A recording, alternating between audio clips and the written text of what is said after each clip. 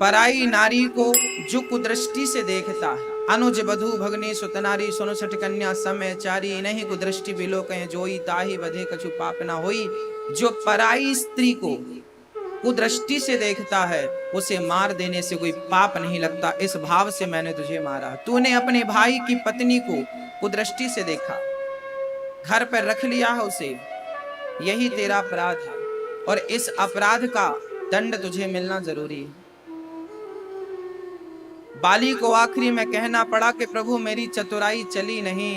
आखिरी में राम जी ने बाली से कहा था, आप लोग कहते हैं ना कि राम जी ने बाली को छिपकर क्यों मारा। राम जी ने आखिरी में कहा था कि बाली यदि तू कहे तो मैं तुझे जीवन दान देता हूं, मैं मार भी सकता हूं और जीवन दान दे भी सकता हूं, मैं तुझे अमर कर रहा हूं, चल। तब बाली ने खुद मना कर दिया। बाली ने कहा, हे प्रभु जिसका नाम मरते समय जिह्वा पर नहीं आया, आज वो राम मेरे सामने खड़ा है, मैं जी कर क्या करूंगा। आपका दर्शन करते करते प्राण निकल जाए, यही मेरे जीवन की सार्थकता है। बाली ने राम जी से अमरत्व नहीं लिया। और जानते हो बाली ने आखिरी समय क्या किया था। बाली ने अपने पुत्र का हाथ, अंगद का, बाली के बेटे का नाम क्या था, अंगद। बाली ने मरते समय अंगद का हाथ राम के हाथ में रख दिया। राम जी बोले ये क्या कर रहे हैं आप। बाली बोला, प्रभु पिता धर्म पूरा कर रहा हूं। पिता का धर्म है कि वो अपने पुत्र का हाथ भगवान के हाथ में रख दे, आज वही मैं कर रहा हूं। बस ये कह के बाली ने अपने प्राण त्याग दिए। पढ़िएगा रामचरितमानस का ये प्रसंग पढ़िएगा। बाली ने राम जी के हाथ में अपने पुत्र का हाथ दिया। सच्चा पिता कौन, जो अपने पुत्र को राम के चरणों से जोड़ दे, जो राम से लगा दे। आप लोग अपने बच्चों को केवल पेट भरने के संस्कार देते, पेट भरना पेट भरना पेट भरना। कौन सी बड़ी बात है पेट भरना, बताइए। अजगर करे न चाकरी, पंछी करे न काम, दास मलू का कह गए सबके दाता राम। अजगर कोई काम धाम नहीं करता, क्या भूखा मरता है। जो राम के भरोसे है ना भक्तों, वो कभी भूखा नहीं मर सकता। याद रखिएगा, जिस पर गोविंद की कृपा है, जिस पर राम की कृपा है, भूखा कैसे मरेगा। आप तो काम धाम करते हैं, वृंदावन हरिद्वार अयोध्या आइए, वहां बड़े बड़े संत हैं, संतों की टोलियां हैं, कोई काम नहीं करते, वो केवल राम राम जपते हैं। ना बिजनेस है, ना व्यापार है, ना नौकरी, ना चाकरी, और वो आपसे बढ़िया खाते हैं और आपसे बढ़िया हट्टे कट्टे। क्यों? क्योंकि आप अपनी मेहनत की रोटी खाते हैं, वो भगवान के नाम की रोटी खाते हैं। बस फर्क इतना है।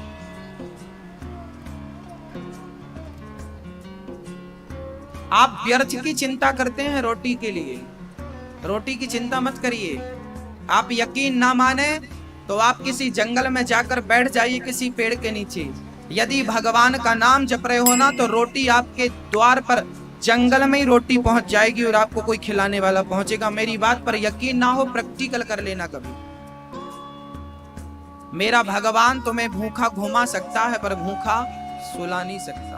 वो 24 घंटे में एक बार की रोटी जरूर देता है, चाहे वो सज्जन हो चाहे वो दुष्ट हो।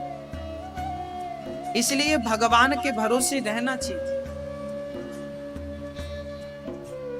और बच्चों को रोटी का, पेट भरने का संस्कार नहीं, भगवत प्राप्ति के संस्कार देने चाहिए। यही पिता का परम धर्म। बाली प्राण त्यागते हैं, अब नाथ करि करुणा बिलोकहु, देहु जो बर मांगहु, जेहि योनि जन्महु कर्म बसता, राम पद अनुरागहु। हे प्रभु जहां भी जाऊं, बाली ने कहा बस आपका प्रेम बना रहे, भक्ति बनी रहे, यही मेरी इच्छा है। श्री भरत जी के पिता ऋषभ देव जी अपने बच्चों को उपदेश करने लगे, बेटा ये शरीर तुम्हें भोगों के लिए नहीं मिला, तप पाने के लिए, तपस्या करने के लिए, भगवत प्राप्ति के लिए ये देह मिली है। भगवान ने मनुष्य का तन दिया। पिता की बातें सुनकर 9 बच्चे तो योगेश्वर हो गए। पिताजी घर से निकल गए, सब कुछ त्याग दिया और वही ऋषभ देव जी आगे चलकर भगवत चिंतन करते हुए भगवान को प्राप्त हो गए। 24 अवतारों में एक अवतार श्री ऋषभ देव जी का था। बोलिए ऋषभ देव भगवान की। ऋषभ देव जी के सबसे बड़े पुत्र का नाम था भरत। एक दिन भरत जी गंडकी नदी के भरत जी ने अपनी प्रजा को उपदेश दिया, ये नामुमकिन है कि दुनिया अपनी मस्ती छोड़ दे, इसलिए ऐ दिल तू ही ये बेकार बस्ती छोड़ दे। भरत जी ने सब कुछ छोड़कर गंडकी के किनारे चले गए। हम तो आपसे यही निवेदन करेंगे कि आप लोग भी समय रहते किनारा पकड़ लीजिए। बुढ़ापा आ जाए तो क्या कर लेना चाहिए, हमें किनारा पकड़ लेना चाहिए। आप लोग बीचों बीच चलते हैं और बीचों बीच चलेंगे तो कष्ट तो होगा। एक साइकिल वाला सड़क के बीच में साइकिल चला रहा था, पीछे से ट्रक वाले ने आवाज लगाई, ये साइकिल किनारे चल, बीच बीच चल रहा मरेगा। साइकिल वाले ने साइकिल छोड़ी, हरिद्वार चला गया। पूछा गया, भाई कल तक तो सड़क में साइकिल चला रहे थे, आज हरिद्वार कैसे आ गए? बोले ट्रक वाले ने ज्ञान दे दिया, हमें ज्ञान जच गया। क्या ज्ञान दिया? बोले बीचों बीच चलेगा तो मरेगा, किनारा पकड़। उसने कहा बहुत चल लिया जिंदगी में बीचों बीच, अब बुढ़ापा किनारा पकड़ लेना चाहिए। किनारे आ गया। जीवन का आखिरी पड़ाव किनारे में पहुंच जाए तो अच्छा है। आखिरी पड़ाव अर्थात बुढ़ापा, ये बुढ़ापा बीचों बीच नहीं होना चाहिए। अब घर परिवार से किनारा कर लो, संसार के सुख से, भोगों से, पैसों से किनारा कर लो। हाँ मैया जी, किनारा कर लो। बीचों बीच जहाज डूबेगी ना तो घर का ना घाट का, किनारे में डूबेगी तो बच जाएगा। किनारे में डूबेगी तो बचने की उम्मीद है, और बीच में डूबेगी तो कोई उम्मीद नहीं, इसलिए किनारा पकड़ लो। किनारा क्या है? बोले बुढ़ापे में भगवान का नाम, 2 रोटी खा के भगवान का नाम जपना, उनका चिंतन करना, दुनियादारी का चिंतन भूलकर गोविंद में डूब जाना, यही किनारा है संसार से, यही किनारा है।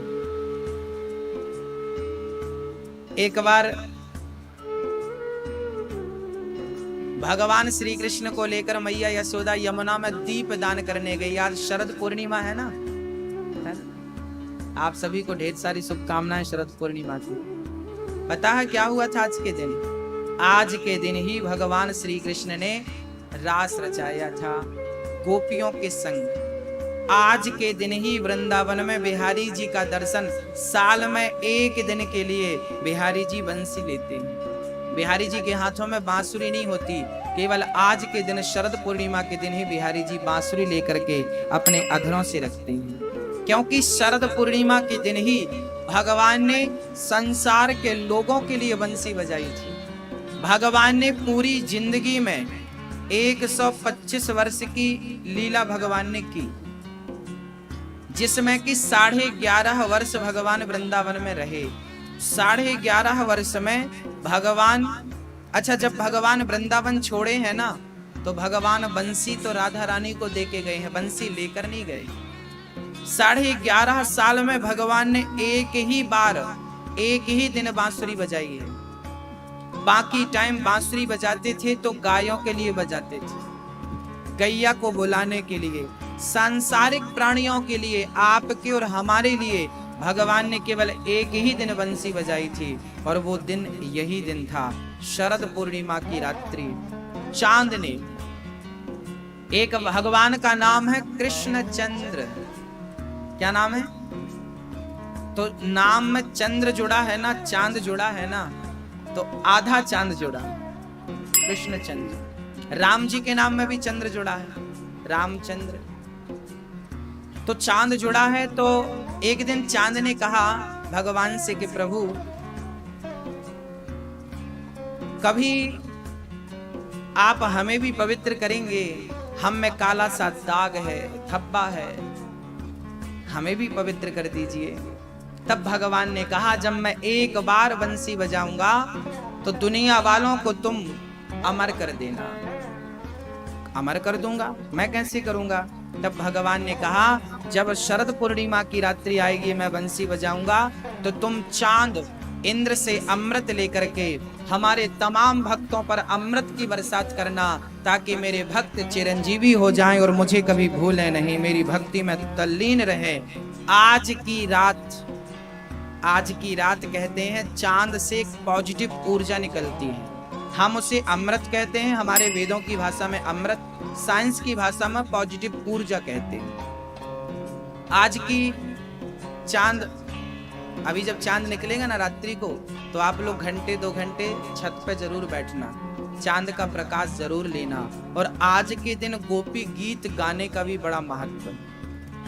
आज अमृत वर्षा होती है, कहते हैं जो आज चांद के नीचे बैठकर चांद का आनंद लेते हैं वो रोग से भी मुक्त होते हैं, उन पर भगवत कृपा भी बरसती है। और छत में बैठकर प्रेम से कीर्तन करिएगा, श्री कृष्ण गोविंद हरे मुरारी, हे नाथ नारायण वासुदेव। यही नाम तो अमृत है, तब कथा अमृतम, राम कृष्ण नाम ही अमृत है। आप आज शरद पूर्णिमा के पावन पर्व पर गोपी गीत का पाठ करिएगा।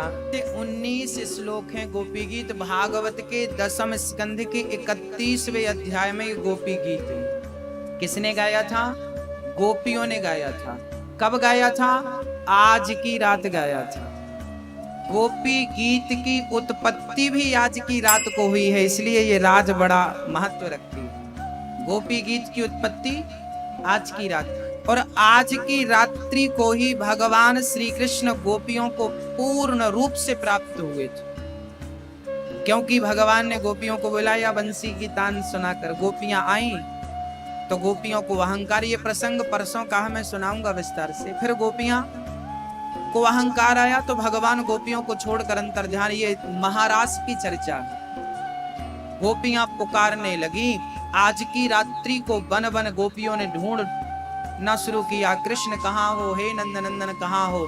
आज की रात गोपियों ने भगवान को ढूंढा था, तो आज की रात ऐसी रात है कि भगवान को ढूंढा जाए तो भगवान भी मिल जाते हैं। ऐसी रात, इस रात्रि को गोपियों ने भगवान को प्राप्त किया। इस रात्रि को गोपी गीत का प्रादुर्भाव हुआ, इसलिए ये रात्रि, इस रात्रि को गोपियों के संग भगवान ने महारास किया। इसी रात्रि के दिन भगवान शंकर गोपेश्वर गोपी बनकर आए और भगवान कृष्ण के संग रास रचाए। यही वो रात थी जब शंकर जी को भी गोपी बन के इसी रात को आना पड़ा, इसलिए इस रात की बड़ी महिमा। कहते हैं इस रात में किया गया पूजन, किया गया जप कई गुना फल देने वाला है। आज की रात्रि लोग जागरण करते हैं, पता है, खीर बना के रख देते हैं छत पे, सफेद कपड़ा ढक देते हैं और वो खीर 12 बजे के बाद खाते हैं। हाँ? आप लोग समझते हैं इस बात को, जानते हैं? आज जगह अयोध्या में तो आज की रात्रि बड़ा उत्सव होगा, राम दरबार में खूब उत्सव होता, साधु संत खूब भजन गा गा के झूमते और नाचते गाते हैं। तो आप सभी की शरद पूर्णिमा, जैसे चांद पूर्ण रूप से आज होता है, पूर्ण चांद को ही पूर्णिमा कहते हैं, है ना? जैसे चांद आज पूर्ण रूप से हमें दिखाई पड़ेगा, ऐसे हम चाहते हैं कि आपकी भक्ति भी परिपूर्ण हो जाए और परमात्मा दिखाई पड़ जाए, आपको नजर आ जाए। आज चांद को जरा देखना टुकुर टुकुर एक बार। कहते हैं शरद पूर्णिमा की रात्रि की एक महिमा और है। जब राम जी लंका गए, हाँ, जब राम जी लंका गए तो समुद्र पार करके लंका में पहुंचे थे। रात्रि हो गई तो राम जी विश्राम कर रहे थे। राम जी के एक पांव हनुमान जी दबा रहे थे, एक पांव लक्ष्मण जी दबा रहे थे, और पास में सुग्रीव जी थे, अंगद जी थे और जामवंत, पूरी सेना परिकर था। राम जी चांद को देख रहे। आज की रात्रि का चांद राम जी ने देखा, और राम जी ने चांद को देखते देखते मस्त हो गए, मानो उन्हें अपनी गोपियों की याद आ गई हो आज की रात देखकर।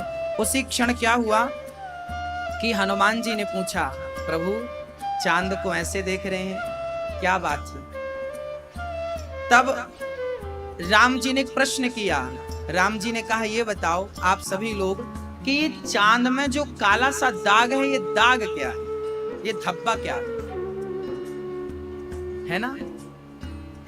तो सबने अपने अपने हिसाब से उत्तर दिया, पर हनुमान जी का उत्तर बड़ा अच्छा था। हनुमान जी से जब पूछा गया,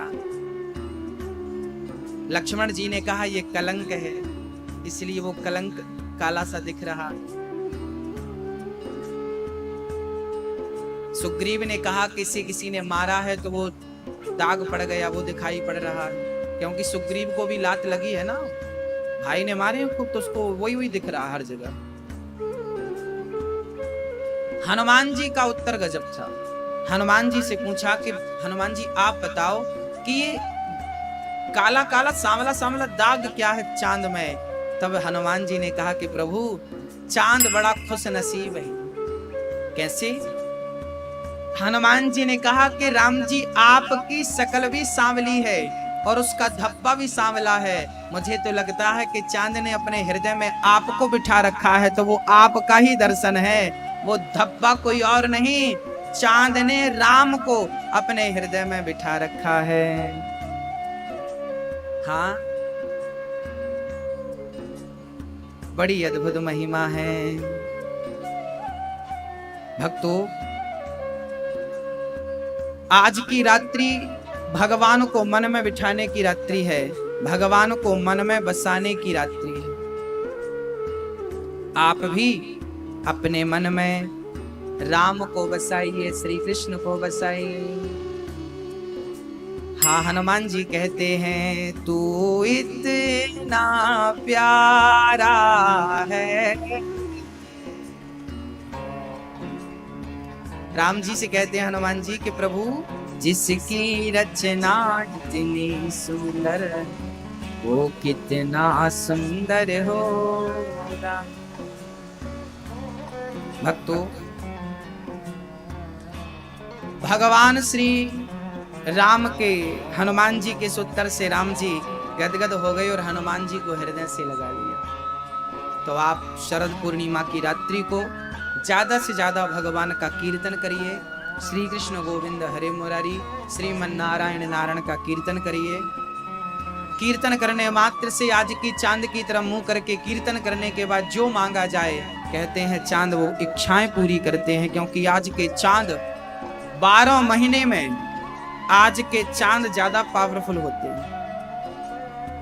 आज चांद के ऊपर गोविंद की कृपा हाथ होता है। तुमसे जो कोई जो मांगे लुटाते रहना, उसी को अमृत कहते हैं। भक्तों, भरत जी महाराज घर द्वार छोड़कर गंडकी नदी के पावन तट पर चले गए, जहां पर एक मृगी पानी पीने आई और वो गर्भवती मृगी शेर की दहाड़ से जल में कूद गई। उसी क्षण वो गर्भवती मृगी का गर्भ पानी में गिर गया। भरत जी ने उस नन्हे से बच्चे को देख करके उसे बचा लिया। माँ को बचा ना पाए पर मृग के बच्चे को बचा लिया। उस बच्चे को भरत जी अपनी कुटिया पे ले आए, उसकी सेवा करने लगे। बच्चे की जान बचाना गलत नहीं था, पर भरत जी से गलती क्या हो गई कि भरत जी उस बच्चे को पाल कर उसकी सेवा में इतना मस्त हो गए कि अपनी भक्ति अपना भजन भूल गए। आए थे हरि भजन को, औटन लगे कपास। घर छोड़ा था भगवान की भक्ति के लिए, पर माया तो जंगल में भी मिल जाती है। हाँ, आप सोचें कि मैं घर छोड़ दूंगा तो जंजाल से मुक्ति मिल जाएगी, ना ना, घर से बड़ा जंजाल घर के बाहर है। इसलिए घर पे ही रहकर भगवान को पाया जाए तो उत्तम। संसार में रहना बुरा नहीं है, कमल के पुष्प की तरह रहिए बस।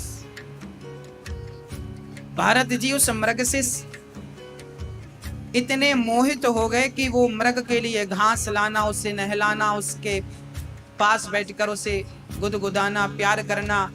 भरत जी का बुढ़ापा आ गया, मौत सिर पे नाचने लगी और भरत जी पहले नारायण नारायण का जाप करते थे, अब मृग मृग मृग करने लगे। उसी क्षण मृग का दर्शन करते करते भरत जी की मृत्यु हो गई। और भरत जी जब यमदूत यमराज के पास गए तो यमराज ने कहा कि आप मृग का चिंतन करते करते आए हैं, इसलिए आपको मृग बन करके जाना पड़ेगा वापिस। अंते यामती सागति। मैया जी मरते समय अपने मन की मन स्थिति को संभालिएगा, जैसा मन होगा वैसी गति होगी। आखिरी समय आपका मन जहां होता है वही गति आपकी होती है। एक महात्मा जी मरने लगे, उनके पास ओनली एक कंबल था, बड़ा अच्छा कंबल था। भरत जी जब वो संत जी मरने लगे तो उनका मन कंबल में लग गया कि इसका क्या होगा। सोचिए, मन कब कहाँ लग जाए कोई नहीं जानता। वो कंबल में लग गया और उसी समय मर गए। यमराज जी ने कहा कि आपका मोक्ष तो होगा क्योंकि आपने भक्ति की है, पर आखिरी समय आपका मन कंबल में लगा है, इसलिए आपको कंबल खाने वाला कीड़ा बन के जाना पड़ेगा और उस कंबल को खाना पड़ेगा। सोचिए, वो इतना सा कीड़ा, कपड़ा खाने वाला कीड़ा होता है ना, वो कीड़ा बनकर आए और संत जी वो कीड़े बनकर खाए। अब इतना सा कीड़ा, इतना बड़ा कंबल एक बार में तो नहीं खा सकता, तो कई बार उन्होंने कीड़ा बनकर के कंबल को फिनिश किया, तब उनका उद्धार हुआ। आपके मोक्ष में ये छोटी छोटी चीजें बाधा बन जाती। इसलिए संत कहते हैं कि इतना तो करना स्वामी, जब प्राण तन से निकले गोविंद नाम लेकर मेरे प्राण तन से निकले। हे प्रभु, जब मैं मरूं उस समय संसार की बाधा ना हो, बस मेरा कृष्ण और मेरी राधा हो, बस कोई बाधा ना, सामने कृष्ण हो और राधा हो, उनका चिंतन हो, उनका नाम हो, बस उनका सुंदर सा मुखमंडल हो, सुंदर सी मुस्कान हो, उनके चरणों का दर्शन हो, बस यही मोक्ष का साधन है। भरत जी जैसा महान संत मृग के चक्कर में उलझ गया और उनने अपनी गति रोक ली। दूसरे जन्म में भरत को मृग बनकर आना पड़ा। मृग बनकर उन्होंने अपना वो तन पूरा किया। उनको भगवान ने एक मौका दिया, पंडित जी के घर में फिर वो एक शिशु के रूप में जन्म लेते हैं और ब्राह्मण बालक बनकर के लेते हैं जन्म। पिताजी बोलते हैं गायत्री मंत्र पढ़ो, ये मंत्र पढ़ो। भरत जी बोले कि यदि मैं ज्यादा बोलने लगूंगा तो फिर उलझ जाऊंगा। पिछली बार मृग के चक्कर में उलझ गया था, अब मैं उलझूंगा नहीं। तो भरत जी चुप रहने लगे। लोग उन्हें मूर्ख कहने लगे कि कोई जानता नहीं, समझता नहीं, तो नाम पड़ गया जड़ भरत। जड़ मीन्स मूर्ख, मूर्ख भरत उनका नाम पड़ गया। भरत जी बोले ये ठीक है, मूर्ख बने रहे। भरत जी को पिताजी समझा कर मर गए। पिताजी की बात नहीं सुनी। अब भरत जी अपने घर में रहते हैं, बढ़िया भाभी लोग बासी रोटी देती हैं और खाते हैं, और भाई लोग कहते हैं जाओ खेत पे धान बोती है, जरा चिड़ियों को उड़ाना। भरत जी जाते हैं और चिड़ियों से कहते हैं कि राम जी की चिड़िया, राम जी का खेत, खाओ री चिड़िया भर भर पेट। भाइयों ने घर से निकाल दिया। निकम्मा किसी काम का नहीं है, एक काम ठीक से नहीं करता। भाइयों ने घर से लात मार के निकाल दिया। भरत जी को लगा अब अच्छा है, अब कोई बाधा नहीं। अब भरत जी जंगल में विचरण करते हैं, घास फूस पत्ते इत्यादि खाकर पेट भरते हैं और 24 घंटे भगवान का चिंतन करते हैं, क्योंकि उन्हें पता है कि ये शरीर एक बार हाथ से गया, ये मौका एक बार हाथ से गया तो फिर मिलने वाला है। याद रखना मेरी माँ, एक सीढ़ी से कोई गिरेगा तो चोट ज्यादा नहीं लगेगी, 2 सीढ़ी से कोई गिरेगा तो चोट ज्यादा नहीं लगेगी, 3 और 4 सीढ़ी से कोई गिरेगा तो चोट ज्यादा नहीं लगेगी, पर आखिरी सीढ़ी से कोई गिरे तो हाथ मुंह टूटेगा कि नहीं। ये मानव का 84 लाख सीढ़ियां पार कर ली आप लोगों ने। कितनी सीढ़ियां बोलो? 84 लाख सीढ़ियां पार कर ली, तब ये मानव का तन मिला। और यहां से यदि तुम गिरोगे ना तो 84 लाख सीढ़ियों के नीचे गिरोगे, क्या हालत होगी कल्पना कर लीजिए। इसलिए मानव का तन पाकर सजग और सावधान रहना चाहिए। इस देह से, इस तन से गलत ना हो, क्योंकि आपका किया आपको ही आगे प्राप्त होगा, पड़ोसी को नहीं। जैसी करनी वैसी भरनी, आज किया कल पाएगा। चढ़ता सूरज धीरे धीरे ढलता है ढल जाएगा। कई लोग बड़ी अकड़ दिखाते हैं, गर्मी दिखाते हैं। हमने कहा गर्मी तो सूरज भगवान की भी नहीं टिकती ज्यादा देर, 12 से 3 तक गर्मी रहती है, उसके बाद सूर्य भगवान भी ठंडे होने लगते हैं कि नहीं। गर्मी सूर्य भगवान की नहीं टिकती, तुम्हारी क्या टिकेगी भाई, किस चीज की गर्मी है। सूरज भी शाम को ठंडे हो जाते हैं और रात्रि को तो पता नहीं कहां चले जाते हैं। हाँ, जब इनका अता पता नहीं चलता तुम्हारा चलेगा। कितने दिन के मेहमान हो, इसलिए अकड़ नहीं दिखाओ। एक अच्छा इंसान बनकर के मानव का तन मिला है, उसका सदुपयोग कर लीजिए। ये योनि, ये तन, ये देह, ये शरीर फिर मिलेगा इसकी कोई गारंटी नहीं। बड़े भाग्य मानुष तन पावा, सुर दुर्लभ सदग्रंथ निगावा, रामचरितमानस गोस्वामी जी कहते हैं। भरत जी घर से निकलकर भगवत भजन में लग गए। एक दिन क्या हुआ कि सिंधु सौवीर देश का एक राजा रहुगण पालकी पर बैठकर जा रहा था। उस राजा का एक कहार बीमार पड़ गया। कहार, डोली उठाने वाले को क्या कहते हैं? कहार। पहले राजा की पालकी कहार लोग उठाते थे। अचानक एक कहार बीमार पड़ गया तो कहारों का जो मुखिया था उसने भरत को बुलाया। यहाँ भरत जी बैठे जंगल में, बुलाया यहाँ। भरत जी से कहा कि राजा साहब हैं हमारे, रहुगण इनका नाम है, इनकी पालकी अपने कंधे पे रखो, चुपचाप चलो। भरत जी ने कोई जवाब नहीं दिया। कौन मुंह लगे, किसके मुंह लगे? ठीक है तुम जैसा कहते हो। भरत जी ने पालकी कंधे पे रखी, चल पड़े। आगे भरत जी चल रहे थे तो देखा सामने ढेर सारी चींटियां थी। सब लोग तो चींटियों पे पांव रख के आगे बढ़ रहे थे, पर भरत को लगा हमारा क्या बिगाड़ा है, हम पांव क्यों रखें, हमने देख लिया है, इनको बचाएं। तो भरत जी ने छलांग लगाई और जब छलांग लगी तो राजा रहुगण बैठे थे तो उनकी पालकी सिर पे टकराई। रहुगण बोला क्यों रे, कौन है ये? कहारों ने कहा महाराज ये नया नया भर्ती हुआ है बिना इंटरव्यू का, यही उछल कूद कर रहा। कहारों ने कहा, राजा ने कहा समझाओ उसे। समझाया भाई राजा बड़ा खतरनाक है, ऐसे उछल कूद नहीं करते। भरत जी फिर चलने लगे।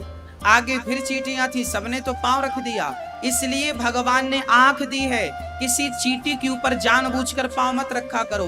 धोखे से पांव रख गया और चींटी मर गई तो वो पाप माफ हो जाएगा, पर जानबूझकर तुमने यदि चींटी के ऊपर पांव रखा है वो पाप वज्र बन जाएगा, वो माफ नहीं होता। धोखे से जो पाप होते हैं वो तो क्षम्य है, पर जानबूझकर जो पाप होते हैं वो क्षम्य नहीं।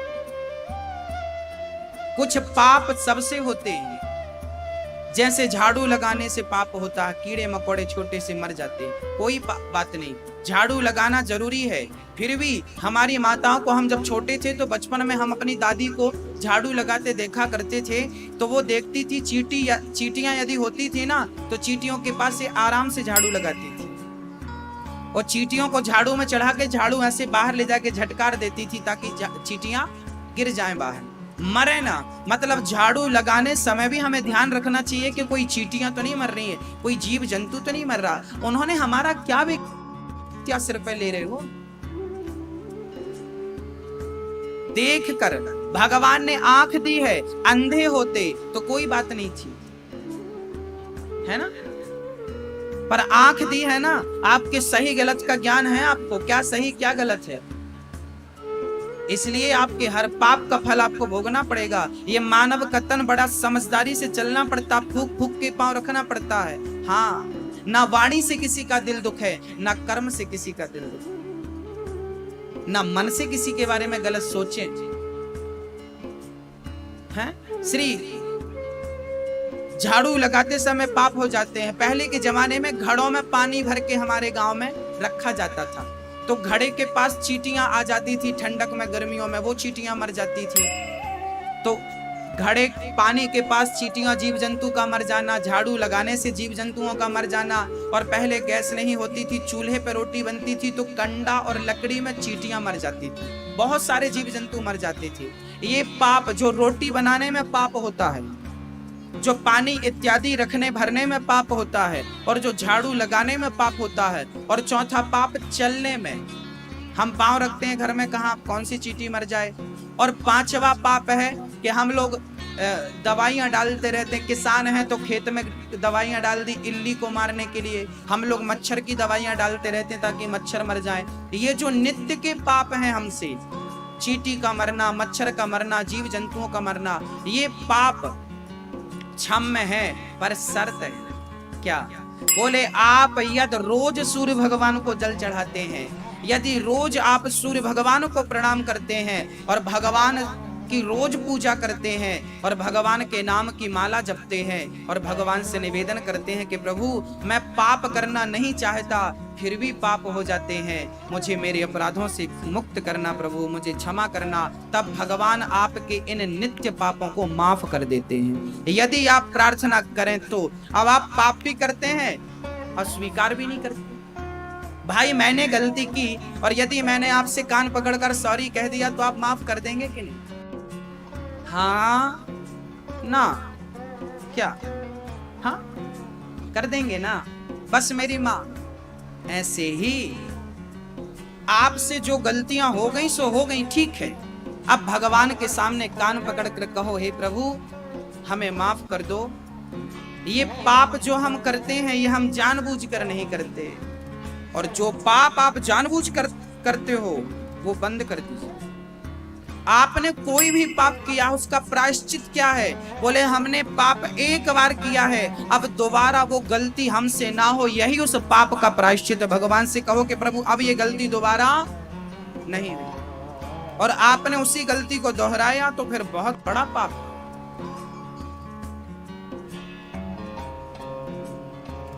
एक आदमी हरिद्वार गया, गंगा जी में नहाया और पास में नाला बह रहा था तो गंगा से निकलकर नाला में नहा लिया, फिर नाले से निकलकर गंगा में नहाया, फिर गंगा से निकलकर नाले में नहाया, यहां से वहां वो नहा रहा था। एक संत जी ने कहा भाई ये क्या कर रहा है?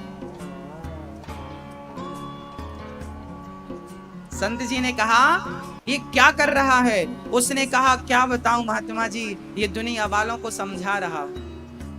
समझा रहा?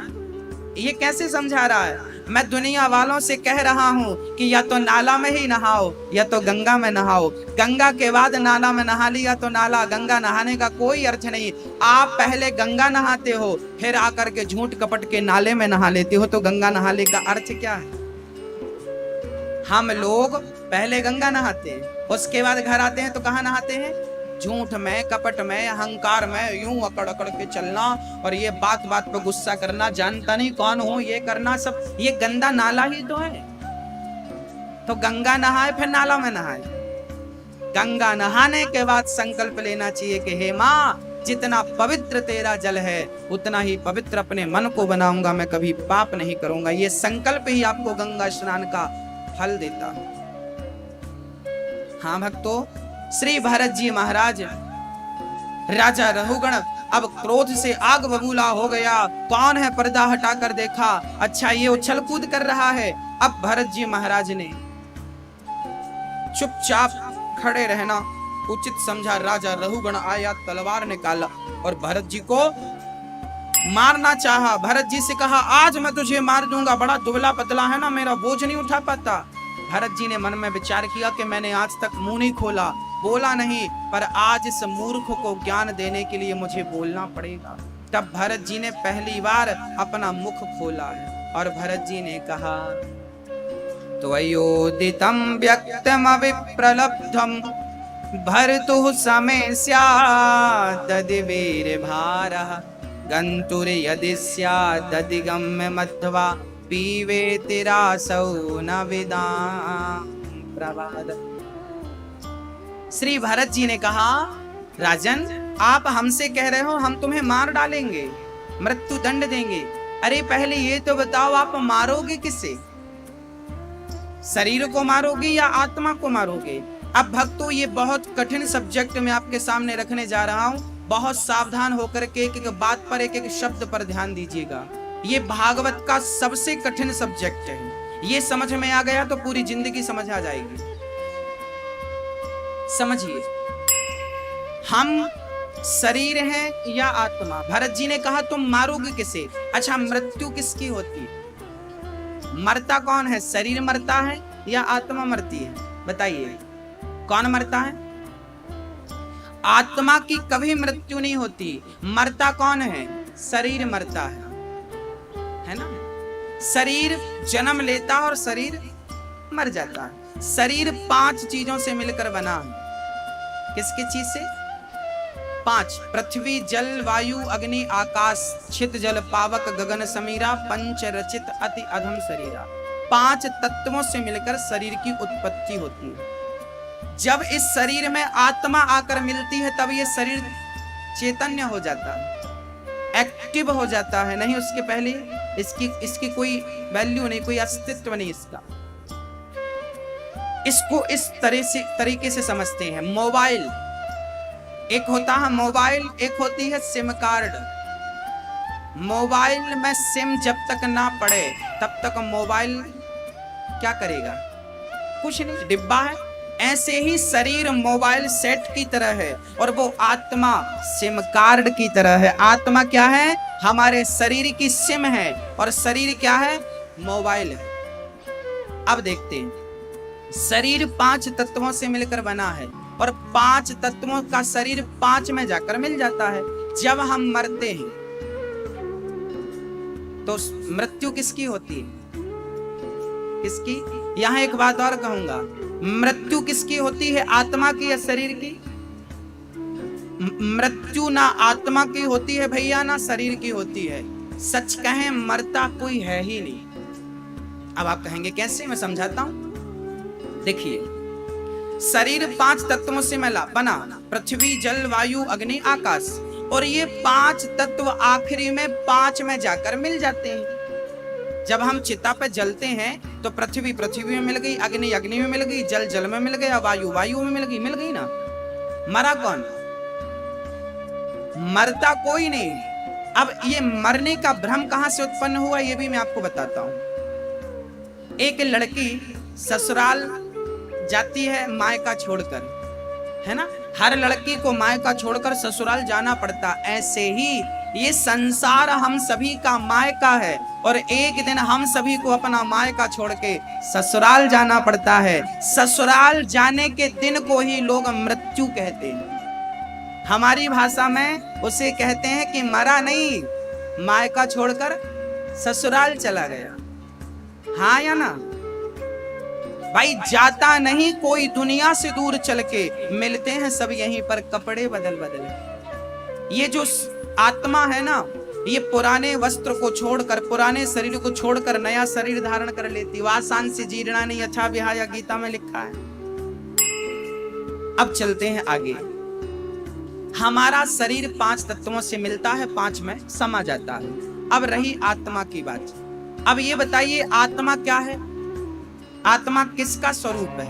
आत्मा कहां से आती है और जाग के कहां मिल जाती, कहां चली जाती? आइए आत्मा का डीएनए टेस्ट करते हैं, बारीकी से समझते हैं सब्जेक्ट को। आत्मा क्या है? बोले, आपने कभी दर्पण देखा होगा तो दर्पण में आपका प्रतिबिंब दिखाई पड़ता है। अच्छा, एक दर्पण में आप देखेंगे तो एक प्रतिबिंब दिखेगा और 1000 दर्पण सामने रख दिए जाएं तो आपके प्रतिबिंब कितने हो जाएंगे? कितने हो जाएंगे? जितने दर्पण होंगे उतने प्रतिबिंब होंगे या नहीं? आप दर्पण की दुकान में, कांच की दुकान में चले जाओ तो जितने दर्पण होते हैं आपकी हर दर्पण में शक्ल दिखती है कि नहीं? हाँ, ऐसे ही जैसे हमारा प्रतिबिंब दर्पण में दिखता है, ऐसे ही आत्मा क्या है? बोले, आत्मा परमात्मा का प्रतिबिंब है। जो शरीर रूपी दर्पण में दिखाई पड़ता है वो आत्मा ही परमात्मा का प्रतिबिंब है। गोस्वामी जी कहते हैं, ईश्वर अंश जीव अविनाशी। ईश्वर अंश जीव अविनाशी। हम सभी के अंदर जो आत्मा है वो ईश्वर का अंश है। कैसा अंश है? बोले, जैसे दर्पण में आपका प्रतिबिंब दिखता है ऐसे ईश्वर का प्रतिबिंब ही हमारे भीतर है, वही हम आत्मा के नाम से उसी को जानते। ये रही आत्मा की बात। आत्मा कौन है मेरी माँ? बोलो, परमात्मा का स्वरूप है, परमात्मा का प्रतिबिंब है, उसकी छवि है, उसकी परछाई। विज्ञान उसे ऊर्जा, लाइट, पावर नाम देता, हम उसे आत्मा नाम देते है ना। वो आत्मा हम सबके भीतर विद्यमान। अच्छा, आत्मा निकल जाए तो हम किसी काम के हैं?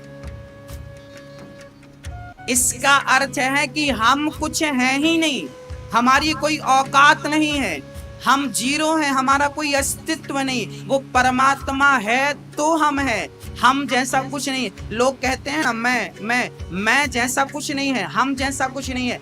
ईश्वर ही हमारे अंदर, वो निकल जाए तो मैं मिट्टी हूं, अभी उठा के आप जला दोगे। वैल्यू शरीर की नहीं है, वैल्यू अनिरुद्धाचार्य की नहीं है, वैल्यू उस आत्मा की है। वो आत्मा निकल जाए तो कोई अनिरुद्धाचार्य नहीं रह जाएगा। आप कहते हो ना कि हम तो राम सिंह हैं, हमें जानते नहीं। ये राम सिंह कुछ नहीं है, ये राम सिंह की आत्मा निकल जाए तो राम सिंह पड़े रह जाएंगे। आपका कोई अस्तित्व नहीं है मेरी मां, समझ रहे हो? आत्मा की वैल्यू, और वो आत्मा परमात्मा का अंश है, स्वरूप है। जब आप हमसे प्रेम करते हैं ना तो वो प्रेम भगवान से होता है, और जब आप हमसे घृणा करते हैं तो वो घृणा भगवान से होती है, क्योंकि हम तो कुछ है ही नहीं ना, हम सबके भीतर वही परमात्मा तो है। तो जिससे भी आप प्रेम करते हैं, किसी से भी, वो प्रेम भगवान से होता है, और किसी से भी आप घृणा करते हैं तो वो घृणा भगवान से। इसलिए आप किसी से घृणा ना करें, सबसे प्रेम करें, क्योंकि सब में भगवान है। यही बात तुलसीदास जी कहते हैं, सीय राम मैं सब जग जानी, करहूं प्रणाम जोरी जुग पानी, निज प्रभु मैं देखहि जगत, केहि सन करहि विरोध। सबके भीतर वही ईश्वर है, हम विरोध करने किससे जाएं, किससे विरोध करें? चलिए, शरीर 5 तत्वों में मिल गया, आत्मा परमात्मा में मिल गई। अब प्रश्न ये खड़ा हुआ कि हमने जो पाप किया था, हमने जो पुण्य किया था, उस पाप और पुण्य का फल कौन भोगता? भैया जी, ओ मैया, हमारे पाप का, हमारे पुण्य का फल कौन भोगता है? शरीर भोगता है या आत्मा भोगती है? बोलो। ना शरीर पाप पुण्य का फल भोगता है, ना आत्मा पाप पुण्य का फल भोगती है। एक तीसरा भी है जो आपके अंदर है, वो तीसरा ही उस पाप और पुण्य का भोक्ता बनता है। वो कौन है? कौन है वो? हमारे अंदर ना 3 शरीर होते हैं। हमारे भीतर कितने शरीर होते हैं? एक शरीर है स्थूल शरीर, ये जो बैठा है, इसे कौन सा शरीर कहते हैं? स्थूल शरीर। एक शरीर है कारण शरीर, कारण शरीर जो चिता में जाकर भस्म हो जाता है, उसका हम नाम नहीं गिनेंगे। 2 शरीर की बात हम करेंगे, एक स्थूल शरीर, एक सूक्ष्म शरीर। सूक्ष्म शरीर कौन सा है? आप जब स्वप्न देखते हैं, जब आप सोते हैं तो आप स्वप्न देखते हैं, सपना देखते हैं कि नहीं? कभी कभी आप घर में सोते हैं पर सपने में हरिद्वार चले जाते हैं, वृंदावन चले जाते हैं। तो आप तो घर पर सो रहे थे, और हरिद्वार जब आप सपने में गए थे तो आपके हाथ, पांव, पेट, पीठ, मुंह सब था कि नहीं? एक शरीर था कि नहीं? जिस शरीर से आप स्वप्न देख रहे थे वो शरीर अलग है, और ये शरीर अलग है जो बिस्तर में सोया पड़ा है। तो ये 2 शरीर हो गए कि नहीं? तो जो बिस्तर में सोया था, ये कौन सा शरीर था? ये कौन सा शरीर है? ये स्थूल शरीर है। और जो स्वप्न देखने गया था वो कौन सा शरीर है? जोर से बोलो। वो सूक्ष्म शरीर है। अब हम आते हैं इससे आगे। जब हमारी मृत्यु होती है तो हमारा स्थूल शरीर मिट जाता है, पर वो सूक्ष्म शरीर, जिस शरीर से आपने स्वप्न देखा था, वो शरीर कभी नहीं मरता, और उस शरीर को मन भी कहते हैं। क्या कहते हैं? उस शरीर को क्या कहते हैं? मन। शरीर, आत्मा और मन। मोबाइल में भी 3 चीजें होती हैं। पहला मोबाइल, दूसरा सिम कार्ड, और तीसरा मेमोरी कार्ड। क्या होता है? जोर से बोलना। Memory card. मोबाइल खराब हो सकता है, सिम बंद हो सकती है, पर मेमोरी कार्ड आपकी प्रॉपर्टी है, उसे आप संभाल के रखिए। दूसरे मोबाइल पर डालेंगे चालू हो जाएगी। मेमोरी कार्ड, आपका मन मेमोरी कार्ड है। आपने जितने पाप और पुण्य, आपने मोबाइल में जितनी पिक, फोटो खींची है, वीडियो बनाई है, वो सब कहाँ जाके सेव होती है? जोर से बोलो। मेमोरी कार्ड में सेव होती है ना। आपने रिकॉर्डिंग की, ये किया, वो सब कहाँ? वो मेमोरी कार्ड में सेव होती है। उसका मोबाइल से कोई संबंध नहीं है, उसका सिम से कोई संबंध नहीं है, वो अलग है, वो है उसी के बीच में है, मोबाइल में, पर सबसे अलग है। ऐसे ही आप जो पाप करते हैं, जो पुण्य करते हैं, वो जाके आपके मन में सेव हो जाता है, और वही मन आखिरी टाइम पे आपके पाप और पुण्य को लेकर भगवान ईश्वर के सामने पहुंचता है, और वही कहता है कि इसने इतना पाप किया और इतना पुण्य किया, पाप का फल दुख, पुण्य का फल सुख हमें प्राप्त होता है, हमारे कर्मों का फल हमें प्राप्त होने लगता है। यही जिंदगी है, यही जिंदगी की सच्चाई। अब हम उस सब्जेक्ट को भी आपके सामने रखते हैं, मरने के बाद क्या होता, आपके साथ क्या होगा, मेरे साथ क्या होगा। आइए, आपको कभी कभी ये जिज्ञासा होती है कि हमें कोई बताए कि मरने के बाद हमारा क्या होगा। आइए, आज मैं आपके मरने के बाद की दास्तां आपको सुनाता हूं कि आपके मरने के बाद आपके साथ क्या होगा। सुनिएगा, बहुत आनंद से सुनिएगा। अब भगवान के पास कौन गया? वो मन के साथ कौन था? मन को चेतन करने के लिए आत्मा उसका साथ देती है। आत्मा इस शरीर से निकलती है। भाई, मेमोरी कार्ड जब भी काम करेगी तो उसे सिस्टम तो चाहिए ना, अकेली तो काम नहीं करेगी। या तो उसे लैपटॉप चाहिए, या तो मोबाइल चाहिए, सिस्टम चाहिए। ऐसे ही मन जो है, उस मन के साथ आत्मा मिल जाती है। आत्मा सिस्टम, पावर देने के लिए। अब वो आत्मा और मन दोनों जाते हैं। जब हम मरते हैं तो हम जाते हैं भगवान के पास।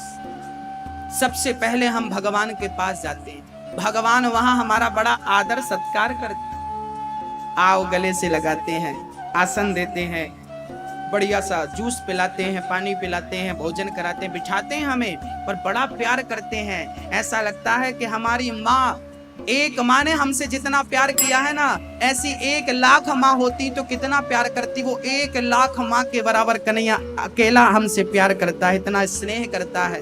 और भगवान कहते हैं कि तुम्हें भेजा था हमने, संसार में कोई तकलीफ तो नहीं हुई।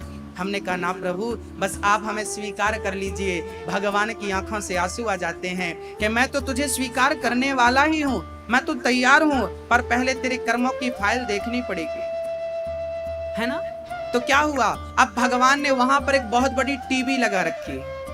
टीवी, उस टीवी में आपकी वही मेमोरी फिट कर देता है, और आपने जन्म से लेकर मृत्यु तक, आज तक जो भी आपने कर्म किए हैं, पाप किया है, पुण्य किया है, किसी का दिल दुखाया, किसी का गला काटा, किसी की रोटी छीनी, किसी को बला, थप्पड़ जमाए, झूठ बोला, गंदा बोला, गलत किया, सब भगवान और तुम, आप दोनों वो पिक्चर देखते हैं। भगवान देखते हैं, देख तूने ये किया, मैंने किस लिए तुझे भेजा था, देख ये किसको, क्यों मार रहा है इसको, देख तूने अपनी माँ के साथ कितना गलत किया, देख तूने अपने पिता के साथ कितना गलत किया, देख तूने दुनिया वालों के साथ कितना किया है, देख पैसों के लिए तूने कितनों का गला काटा है, कितनी घूसखोरी, कितना भ्रष्टाचार किया है। अब आपका सिर नीचे हो जाता है, भगवान सब दिखाते हैं। अब जब पूरी पिक्चर समाप्त हो जाती है तो भगवान पाप अलग और पुण्य अलग एक तराजू में रखते हैं, और भगवान देखते हैं कि देखें कि पलड़ा भारी किसका है। जब पलड़े पर रखा जाता है तो पाप का पलड़ा, किसी के पाप का पलड़ा भारी होता है, किसी के पुण्य का पलड़ा भारी होता है। जिसका पाप ज्यादा होता है, पुण्य थोड़े होते हैं, तो भगवान पूछते हैं कि पहले तुम्हें क्या भोगना है, पाप का फल भोगना है या पुण्य का फल भोगना है। तो कोई कहता है कि हमें पहले पाप का फल भोगना है, तो पाप का फल, जैसे ही आपने बोला कि पाप का फल, उसी समय भगवान ने तुम्हें नाली का कीड़ा बना करके भेज दिया, उसी समय तुम्हें चमगादड़ बनाकर भेज दिया, उसी समय तुम्हें कुत्ता बिल्ली बनाकर भेज दिया। लोग कहते हैं नर्क है, नर्क भोगने के लिए भगवान तुम्हें यहीं भेजते हैं। नाली नर्क ही तो है, नाली का कीड़ा कहाँ है, नर्क में ही तो है। चमगादड़ कहाँ है, नर्क में ही है, मुंह से खाती है, मुंह से मलमूत्र त्यागती है। इन घटिया निम्न योनियों में भगवान आपको भेज देते हैं, और आपके पाप का प्रतिफल जब तक पूरा नहीं होता, जब आपका पाप साफ हो गया तो फिर भगवान के पास गए। भगवान बोले तेरा पाप समाप्त हो गया, अब पुण्य बचा है। अब पुण्य के बल पर भगवान ने कहा अब क्या चाहता है, तो भगवान से आप कहते हैं अब हमें पुण्य का फल दीजिए। तो भगवान तुम्हें टाटा बिड़ला का बेटा बनाकर भेज देते हैं, सोने के चम्मच में, सोने की पालकी में झूला झूल कर दूध पी रहे हो, ये पुण्य का फल है। बड़े अमीर के घर में जन्म लेते ही आपके पास सब सुविधाएं हैं, ये पुण्य का फल है। पर जब यहाँ आकर आप अपने पुण्य का, आपके घर में सब कुछ है, आपका शरीर स्वस्थ है, आपके घर में रोटी है, कपड़ा है, मकान है, 2 पैसे की आमदनी है, आपके पास सब कुछ है, तब समझ लेना कि आपके पुण्य का फल आपको मिल रहा है। अब आप मनुष्य बनकर तो आए हैं, परंतु यहाँ आपको सावधान रहना है। अब आप गलती मत कर लेना, क्योंकि यहाँ आने के बाद पुण्य और पाप दोनों रास्ते खुल जाते हैं। अब यहाँ जो करेंगे आप, पुण्य या पाप, उसका ही परिणाम आपको फिर से मिलेगा। और आप यहाँ पुण्य का फल भोगने आते हैं पर फिर पाप करने लग जाते हैं, हमें जानते नहीं पहचानते नहीं, फिर पाप इकट्ठा हो गया। तो ये पुनरपि जननम पुनरपि मरणम, जन्म मरण का चक्कर कभी मिटता नहीं है। बोले जन्म मरण का चक्कर कब मिटेगा? बोले जब भगवान की शरण में आकर के, भगवान का नाम लेकर के पाप और पुण्य से निवृत्त हो जाएंगे तो मोक्ष प्राप्त हो जाएगा। मोक्ष प्राप्त का अर्थ क्या है? बोले भगवान की प्राप्ति हो जाना सदा सदा के लिए, उनका निज धाम। जैसे ये मृत्यु लोक है ना, ऐसे गौलोक धाम है, साकेत है, गौलोक धाम, साकेत, बैकुंठ धाम, इन धामों में आपको भगवान का नित्य दर्शन होगा, वही मोक्ष मुक्ति। समझ में आई मेरी माँ? इस संसार से आने के बाद से जाने तक की कथा मैंने आपको सुनाई। क्या क्या होता है आपके साथ, गोल गोल आप घूमते रहते हैं। अच्छा मैया जी, गेहूं का दाना, गेहूं का दाना यदि हम पानी में डाल दें तो क्या हो जाता है? अंकुरित तो हो जाता है ना। फिर उसमें से छोटा सा पौधा, फिर उसमें फल, फिर वो फल के बाद जो दाने हैं उनको पानी में डालो तो क्या होगा? वो भी अंकुरित हो जाएगा। मतलब ये पद्धति चलती रहेगी, कभी समाप्त होगी?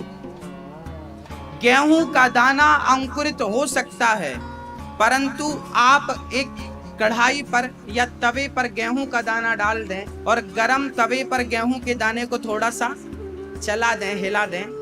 जब गेहूं का दाना गर्म हो जाए उसके बाद आप उसे पानी में डालें, क्या वो अंकुरित होता है? हाँ, नहीं होता। ऐसे ही आपका जो मन है वो गेहूं के दाने की तरह है, इसकी इच्छाएं बार बार अंकुरित होती रहती हैं, तो इसकी अंकुरित शक्ति नष्ट करना है हमें, तब मोक्ष होगा। बोले कैसे नष्ट होगी अंकुरित शक्ति? बोले गरम तवे पे डाल दो। ऐसे भक्ति की गर्माहट जब हृदय तक पहुंचती है तो मन के पाप वासनाओं की अंकुरित शक्ति सदा सदा के लिए मिट जाती है और वो निष्पाप होकर भगवान की शरण में चला जाता है। जब आप अपने आप को भक्ति में लगाएंगे, जब भजन करके अपने आप को तपाएंगे, तो इस तपस्या में आपके मन की इच्छाएं सदा सदा के लिए नष्ट हो जाएंगी, फिर उन्हीं का उद्धार होता है। लोग कहते हैं ना साधु संत तप कर रहे हैं, तप कर रहे हैं। ये तप नहीं कर रहे, ये अपने आप को तपा रहे हैं। जैसे गेहूं का दाना तवे में तपता है, ऐसे आप अपने आप को तपाइए, तब कहीं जाकर। अच्छा, आप देखेंगे आपके अंदर काम वासना कब जाग जाए आपको नहीं पता, आपके अंदर क्रोध कब आ जाए आपको नहीं पता। ये सारी चीजें आपसे पूछ कर नहीं आती। कब काम जग जाए, कब क्रोध जग जाए, कब लोभ जग जाए, कब अहंकार आ जाए, ये चीजें हमसे पूछ कर थोड़ी आती हैं।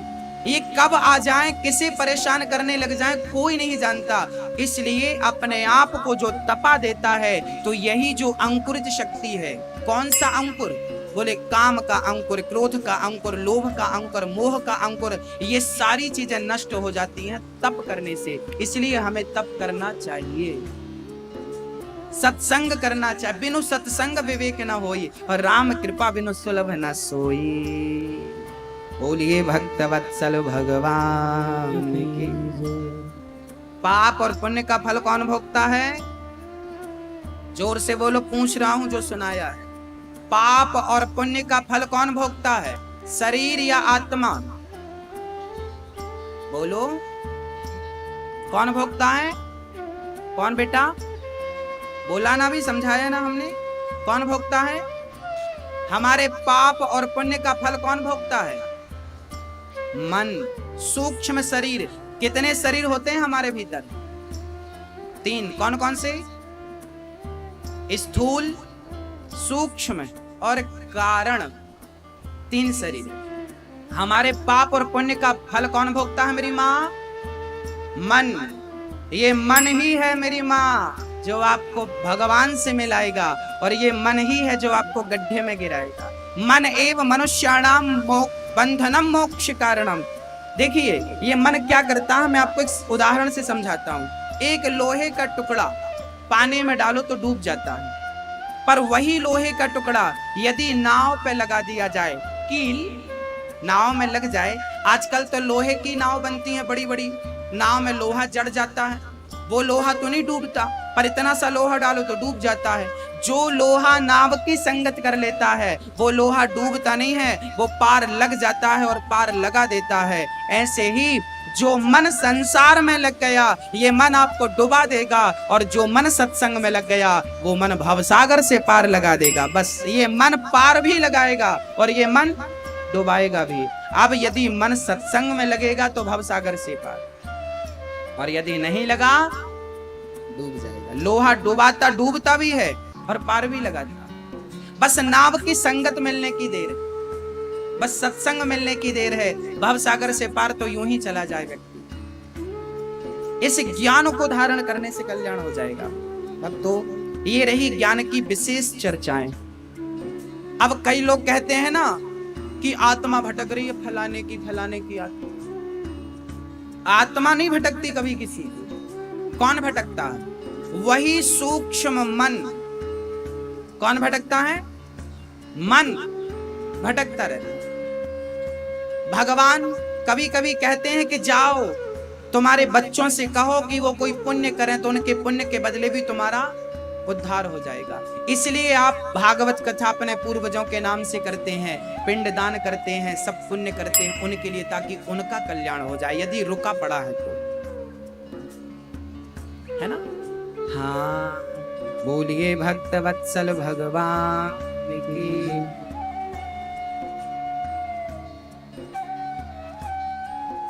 इसलिए किसी का दिल नहीं दुखाना, किसी का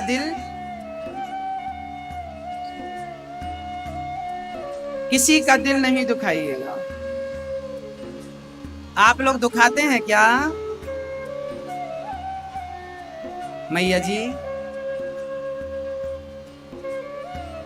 किसी का दिल मत दुखाइए। अच्छा, जिनकी माँ जिंदा है ना, आपको अपनी माँ के लिए समय नहीं है। जब मर जाएगी ना तो रोएंगे। भरत जी महाराज ने राजा रहुगण को उपदेश दिया, 28 प्रकार के नरकों का वर्णन किया। 28 प्रकार के नरक होते हैं, जो जैसा पाप करता है उसे उस नरक में जाकर अपने पापों का फल भोगना पड़ता है। भक्तों, श्री भरत जी महाराज ने जब ये बात कही, भरत जी ने राजा रहुगण को ज्ञान दिया, चरणों में गिर पड़े राजा रहुगण। भरत जी और राजा रहुगण का कल्याण हुआ। अब राजा परीक्षित इस कथा से डर गए। राजा परीक्षित ने कहा, प्रभु नरक हमें भी जाना पड़ेगा? बोले, जो कर्म गलत करेगा उसे नरक जाना पड़ेगा, वो राजा हो या रंक हो। बोले कैसे बचें? बोले एक उपाय है बचने का। कैसे बचें? बोले आप बच सकते हैं यद भगवान के नाम का आश्रय ले लें तो। बोले कोई बचा? बोले हाँ। अजामिल नाम का एक पापी था, जीवन भर पाप किया था उसने, कोई पुण्य नहीं किया, पर स्त्री का संग करता था, बहुत सारे बच्चे हो गए थे, चोरी करता, गलत करता, सब करता। एक दिन संत आए उनके घर पे और संयोगवश उनकी पत्नी के बेटा हुआ। संतों से पूछा कि महात्मा जी नाम क्या रखें? संतों को नाम अच्छा लगा, नारायण कह दिया, नाम रख दो नारायण। अजामिल ने नाम नारायण रख दिया और बेटा नारायण नारायण नारायण पुकारने लगा। आखिरी समय जब मृत्यु आई तो यमदूतों ने आकर अजामिल को पकड़ कर ले जाने लगे। अजामिल डर गया और नाम बुलाया, बेटा नारायण, बेटा नारायण, बेटा नारायण। बुलाया था बेटे नारायण को। सुन लिया परम पिता परमात्मा ने, विमान भेज दिया भगवान ने। पार्षदगण आ गए, यमदूतों से कहा इसे छोड़ दो। यमदूतों ने कहा जीवन भर का पापी है, इसे हम अपने नरक ले जा रहे हैं। पार्षदों ने कहा इसने मरते समय भगवान का नाम लिया है, इसे आप नरक नहीं ले जा सकते। पार्षदों ने कहा, यमदूतों ने कहा इसने नारायण का नाम भगवान का नाम नहीं लिया, इसके पुत्र का नाम नारायण है इसलिए इसने नाम लिया। भगवान के गण बोले कि इसके बेटे का नाम नारायण तो अभी से पड़ा है, मेरे भगवान का नाम नारायण तो अनादि काल से है, इसलिए इसका उद्धार अब होकर ही रहेगा। एक नाम के बल पर अजामिल तर गया भक्तों। इसलिए हम आपसे कहा करते हैं कि काम करते रहो और नाम जपते रहो। कलयुग केवल नाम आधारा, सुमरि सुमरि नर उतरहि पारा। भवसागर से पार जाना हो तो इस कलिकाल में केवल एक ही सहारा है, वो है भगवान नाम। इसलिए काम करते रहो, नाम जपते रहो, मन से गोविंद गोपाल गाते चलो। याद आवे उसको कभी ना कभी, तेरी विनती सुनेगा कभी ना कभी। ऐसा मन में, ऐसा विश्वास मन में जगाते चलो, मन से गोविंद गोपाल गाते चलो। काम करिए पर काम करते समय भगवान का नाम मत छोड़िए। हाँ मैया जी, काम करते समय क्या बोलिएगा, क्या बोलेंगे आप, बोलो। काम करते समय नारायण नारायण नारायण, हरे राम राम राम हरे हरे, हरे कृष्णा कृष्णा कृष्णा। जोर से बोलो एक बार, बोलो हरे राम राम राम हरे हरे, हरे कृष्णा कृष्णा कृष्णा हरे हरे। एक बार पूरा बोलिए आप, हरे राम राम हरे हरे, हरे कृष्णा कृष्णा कृष्णा हरे हरे। बस इस नाम का आप सहारा लिए रहिए। इस नाम के पत्थर पानी में तर गए। जिस नाम ने पत्थर को नहीं डूबने दिया, वो नाम आपको भी डूबने नहीं देगा, वो पार लगा देगा। राम जी के नाम ने तो पत्थर भी तारे, और जो न जपे नाम वो है किस्मत के मारे। वो अभागे हैं जो मेरे राम का नाम नहीं जपते, वो अभागे हैं जो कथा पास में होने के बाद भी कथा तक नहीं पहुंच पाए, अभागे हैं। उनके पापों ने उन्हें कथा तक पहुंचने नहीं दी। आप कहते हैं कि हमने कथा में आने का मन तो बनाया था, पर काम आ गया। काम नहीं आ गया, आपका पाप आड़े आ गया। वो आने नहीं दिया आपको, कथा सुनने नहीं दिया। जब आप मंदिर नहीं जाए तो ये मत समझिए कि आज आप मंदिर नहीं गए, ये समझिए कि आज आपसे कोई पाप हुआ, इसलिए भगवान ने आपकी शक्ल नहीं देखी, बुलाना ही नहीं चाहा। आप जिस दिन आप मंदिर पहुंच जाए, सत्संग में पहुंच जाए, समझ लेना कि भगवान आज आपको देखना चाहते थे, इसलिए उन्होंने अपने द्वार पे आपको इस माध्यम से बुला लिया। हाँ भक्तों, अजामिल जैसे पतित का उद्धार हुआ। एक बार एक इंद्र ने अपने गुरु का अपमान कर दिया, गुरु जी नाराज होकर चले गए। तब इंद्र ने इमरजेंसी में विश्वरूप को अपना गुरु बनाया। नारायण कवच की दीक्षा ली। नारायण कवच की दीक्षा। ओम हरिर्विदध्यान मम सर्व रक्षाम, न्यस्तांग्रि पद्मः पद्गेन्द्र पृष्ठे, दरारि चर्मा सिगदे सुचापा, पाषाण दधानोष्ट गुणोष्ट बाहु। इंद्र पर बड़ी कृपा करी, एक बार इंद्र ने अपने गुरु विश्वरूप से यज्ञ कराया, विश्वरूप ने राक्षसों को आहुति दे दी, इंद्र को गुस्सा आया, इंद्र ने अपने गुरु का सिर काट दिया। इंद्र को ब्रह्म हत्या लगी, इंद्र ने अपनी हत्या 4 लोगों में बांटी। पहली हत्या स्त्री को, दूसरी हत्या पृथ्वी को, तीसरी हत्या वृक्ष को, चौथी हत्या जल को दे दी। ये चारों में हत्याएं बांटकर इंद्र तो हत्या से मुक्त हो गए। विश्वरूप के पिता त्वष्टा ने यज्ञ किया और वृत्तासुर को प्रकट किया, जाओ इंद्र ने मेरे पुत्र को मारा है, तुम इंद्र को मार दो।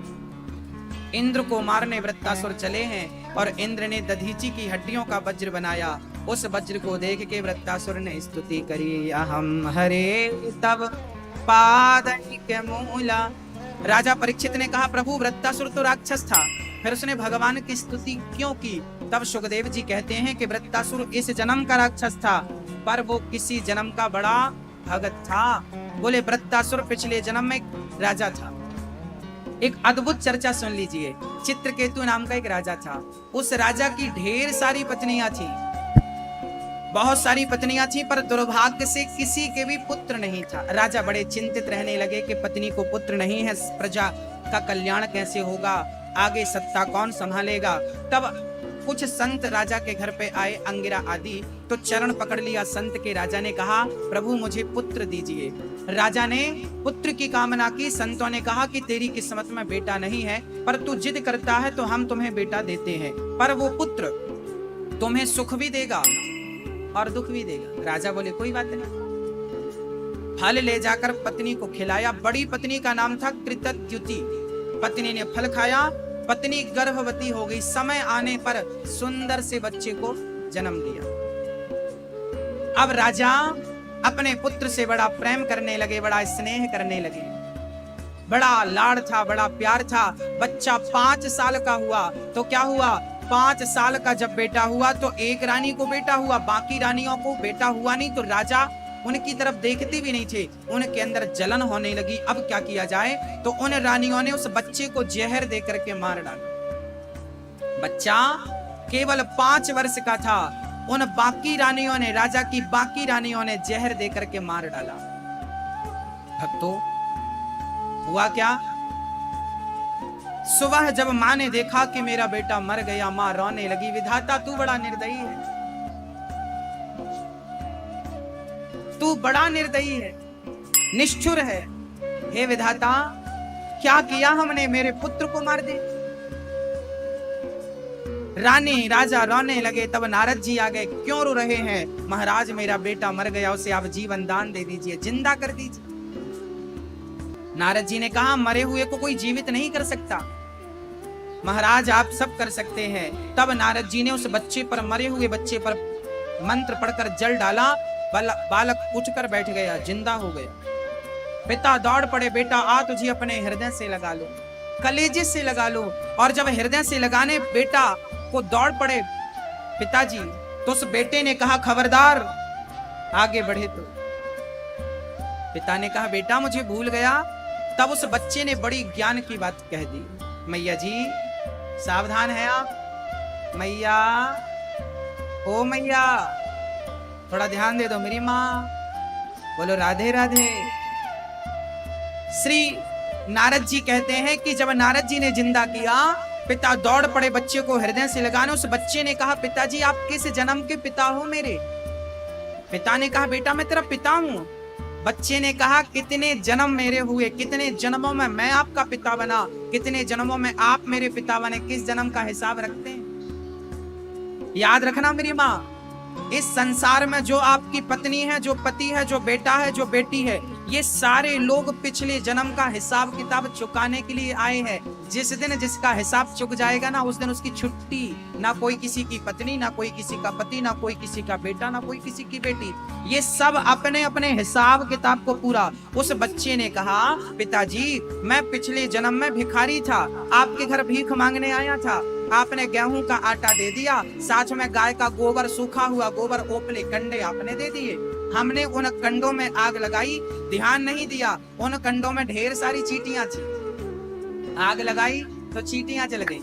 उसी आग में हमने 5 रोटियां बनाई आपके आटे से, 5 रोटियां भगवान को भोग लगाकर खाई, 5 रोटियां आपकी खाई थी तो 5 वर्ष तक आपका बेटा बनके मैंने 5 रोटियों का हिसाब चुका दिया। मैंने पिछले जन्म में उन चींटियों को मारा था, धोखे से वो कंडे में आ गई थी और जलकर मर गई थी। इस जन्म में वो आपकी पत्नियां बनकर आई हैं और मैंने उन्हें मारा था। इस जन्म में उन्होंने जहर देकर मुझे मार लिया। वो तो भगवान को भोग लगाया था तो एक जन्म में ही सबका हिसाब किताब निपट गया, नहीं तो ना जाने कितने जन्म लेकर सबका अपना अपना हिसाब किताब चुकाना पड़ता। भक्तों, ये कथा हमें सिखाती है, ये कथा भागवत में केवल इसलिए है ताकि ये कथा से ये संदेश प्राप्त हो सके आपको कि संसार में जो भी मिला है, पति पत्नी बेटा बेटी, ये सारे लोग अपने कर्मों का प्रतिफल भोगने के लिए यहाँ आए, पिछला हिसाब किताब इस जन्म में पूरा करने आए।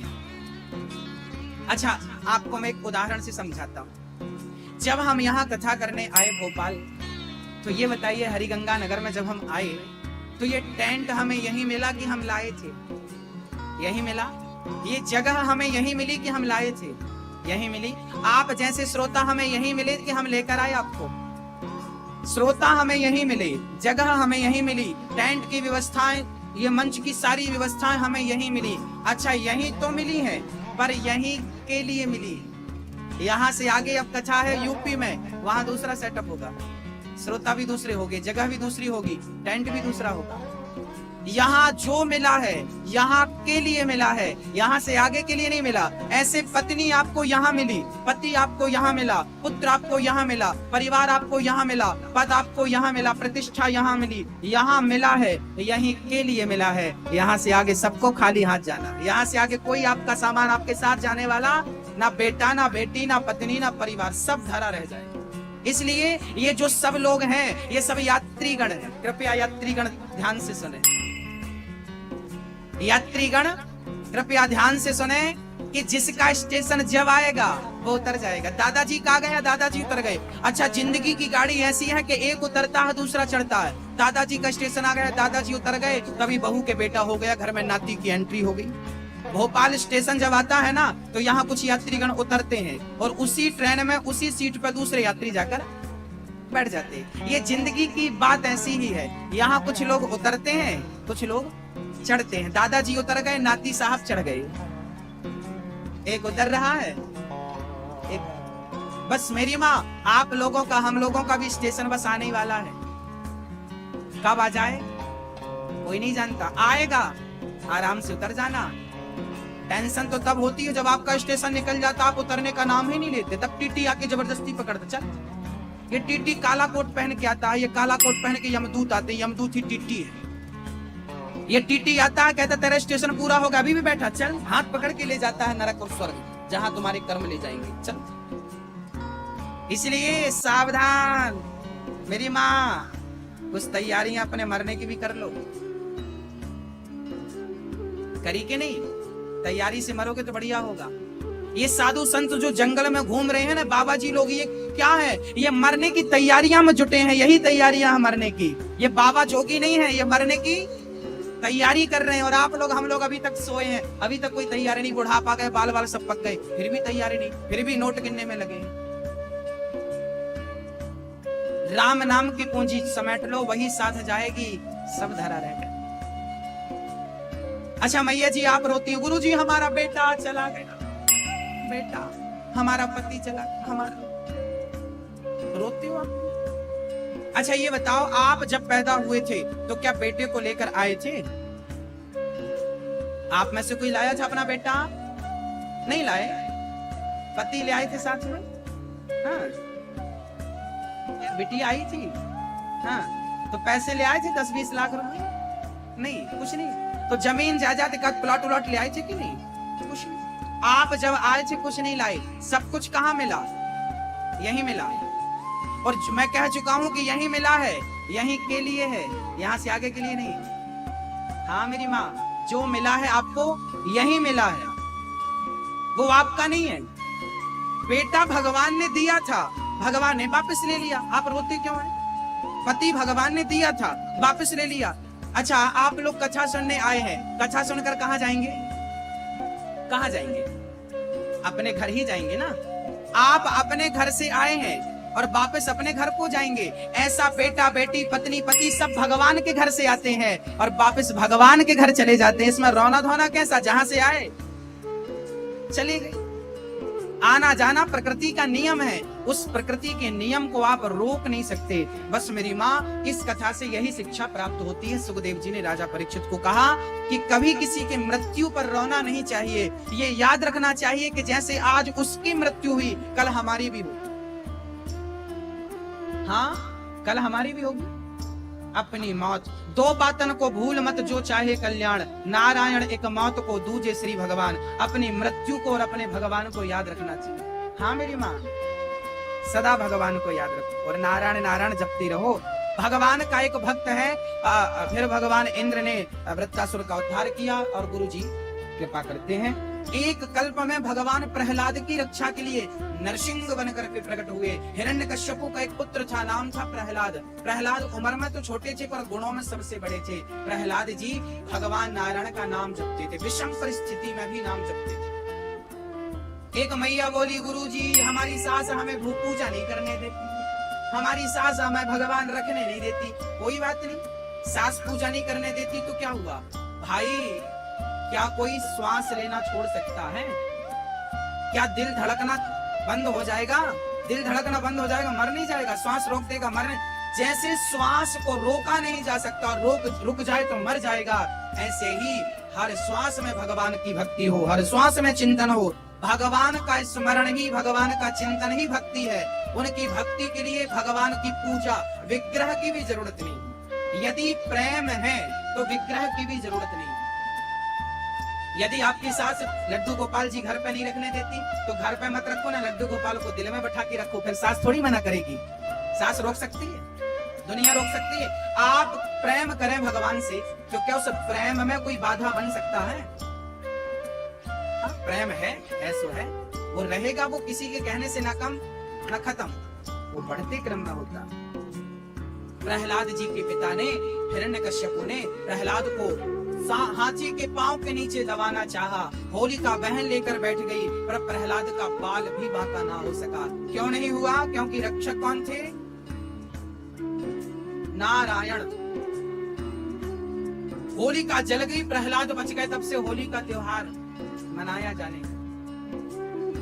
गुरु जी के यहाँ भेज दिया पढ़ने के लिए। प्रहलाद जी पढ़कर आए तो पिता ने पूछा, बेटा तुमने क्या सीखा है? प्रहलाद जी ने कह दिया, श्रवणम कीर्तनम विष्णु स्मरणम पाद सेवनम अर्चनम वंदनम दास्यम सख्यम आत्मनिवेदनम। नवधा भक्ति सुनादी। भक्ति कितने प्रकार की होती है? 9 प्रकार की। कथा सुनना पहली भक्ति है, कीर्तन करना दूसरी भक्ति। श्रवणम कीर्तनम, मैया जी कथा कर सुनना पहली भक्ति और कीर्तन करना दूसरी भक्ति। आप लोग कीर्तन करते हैं कि नहीं घर पे?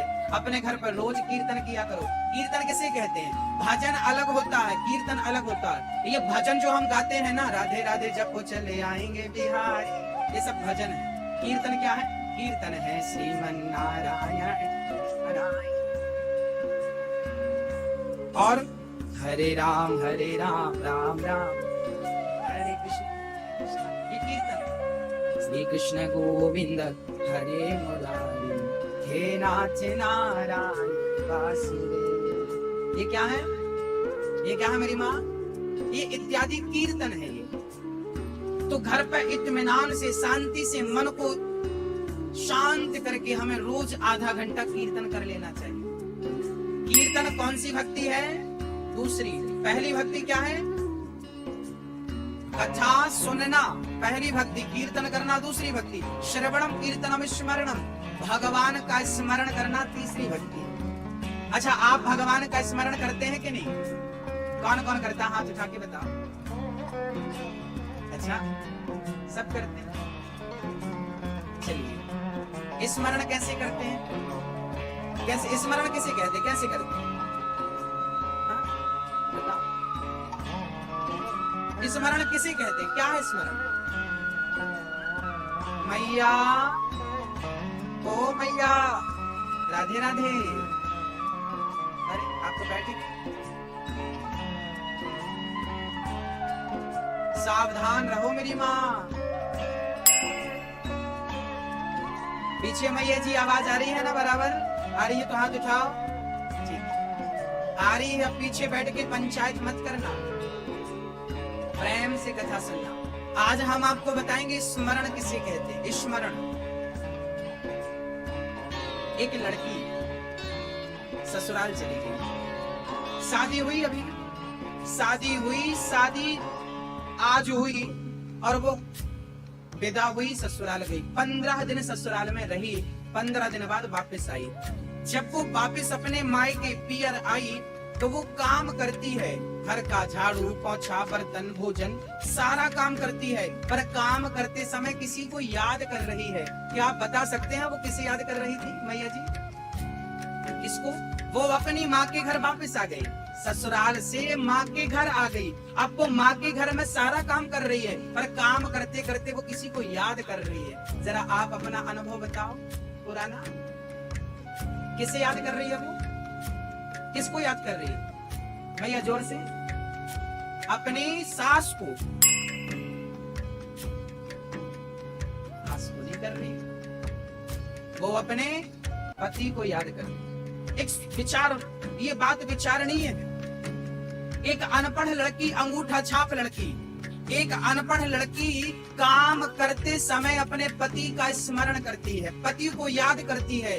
यदि एक लड़की काम करते समय अपने पति का चिंतन कर सकती है तो क्या भक्त काम करते समय अपने भगवान का चिंतन नहीं कर सकता? यही चिंतन है स्मरण। इसे क्या कहते हैं? इसी को स्मरण कहते हैं कि आप काम करते रहें और भगवान का स्मरण करते रहें, है ना? काम कोई आपको अकर्मण्य होके नहीं बैठना। आप दुकान चलाइए, फैक्ट्री चलाइए, खेत जोतिए, खेत का काम जो काम कर रहे हैं सब करिए, पर काम को करते समय भगवान का नाम जपते रहिए, उनका स्मरण करते रहिए। अलग से बैठ के काम करेंगे, नाम जपेंगे तो आपका काम रह जाएगा। आपको कर्म भी तो करना है, ये कर्म भूमि है, यहाँ कर्म नहीं छोड़ना किसी को। जो जहाँ है वहीं रहे, पर वो काम करते समय स्मरण बनाए रखें। बर्तन धुलो, झाड़ू लगाओ, पोंछा लगाओ, सब करो, सब कुछ करो, किसी के साथ गलत बस ना करो। हर काम को करते समय बस गोविंद का चिंतन करो, उनकी लीलाओं का गुणगान मन मंदिर में चलता रहे। हम बातें आपसे करें पर भाव हमारा हो कि हम बिहारी जी के मंदिर में हैं। भक्तों, मैं आपसे अपने मन की बात बताऊं, हम कहीं भी रहते हैं, भारत के किसी भी कोने में, तन से रहते हैं, मन से रोज 1 या 2 बार बिहारी जी के दर्शन करने वृंदावन जरूर चले जाते। तन से आपके बीच में रहता हूँ, तन से कथा सुनाता हूँ, पर मन से बिहारी जी का दर्शन करने। अभी मैं आपसे बोल रहा हूँ तो बिहारी जी के सामने खड़े होकर बोल रहा हूँ। अभी मेरा मन बिहारी जी, मैं भाव बना है कि हम बिहारी जी के सामने और वो मेरे सामने है। बस यही तो है स्मरण। जमाने के किसी भी कोने में रहिए पर बिहारी जी का स्मरण बनाए रखिए, राम जी का स्मरण बनाए रखिए। यही है कल्याण का एकमात्र साधन इस कलिकाल में। श्रवणम कीर्तनम स्मरणम पाद सेवनम। चौथी भक्ति है पाद सेवनम। पाद सेवनम मतलब चरण सेवा, पांव की सेवा। आप लोग पांव की सेवा, लक्ष्मी जी हमेशा नारायण के पांव दबाती हैं। कहते हैं जिस घर की नारी पति की नित्य चरण सेवा करती है उस घर में कभी भी लक्ष्मी का अभाव नहीं होता, अन्नपूर्णा का अभाव नहीं होता। इसमें पुरुषों ने बड़ी तालियां बजाई।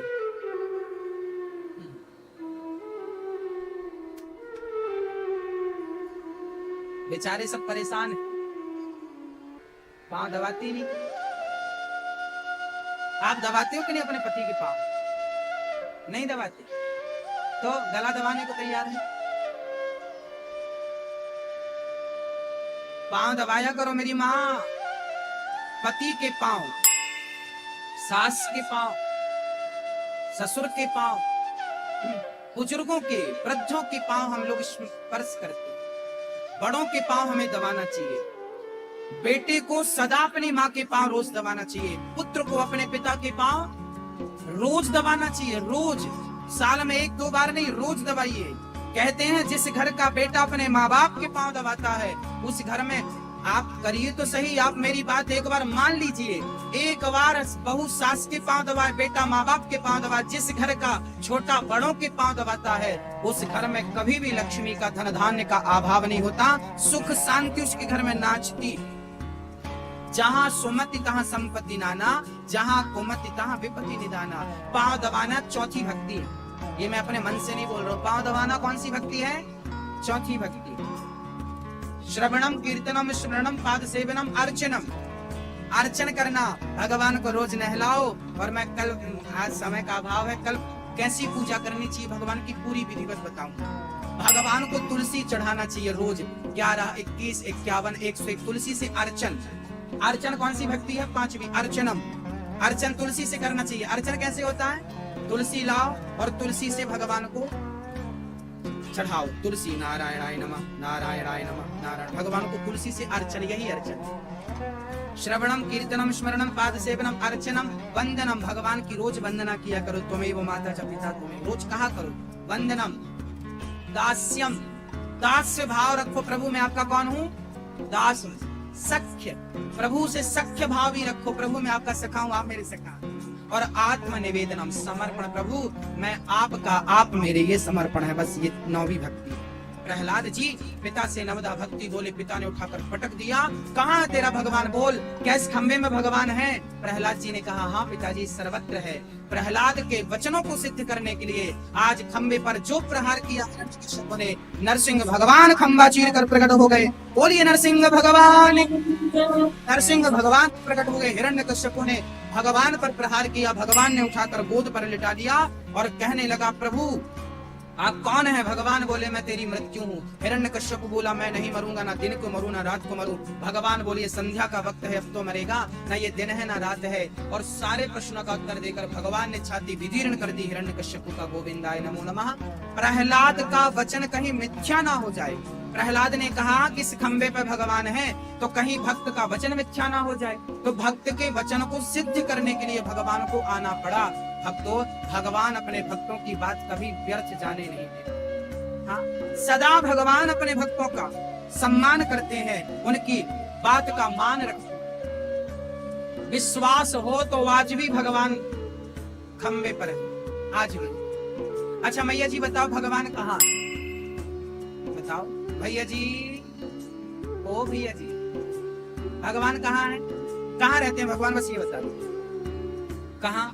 यहाँ है? यहाँ है तो चलो एक्सरे करा लेते हैं। यहाँ है तो एक्सरे में आ जाएंगे? आएंगे? नहीं आएंगे।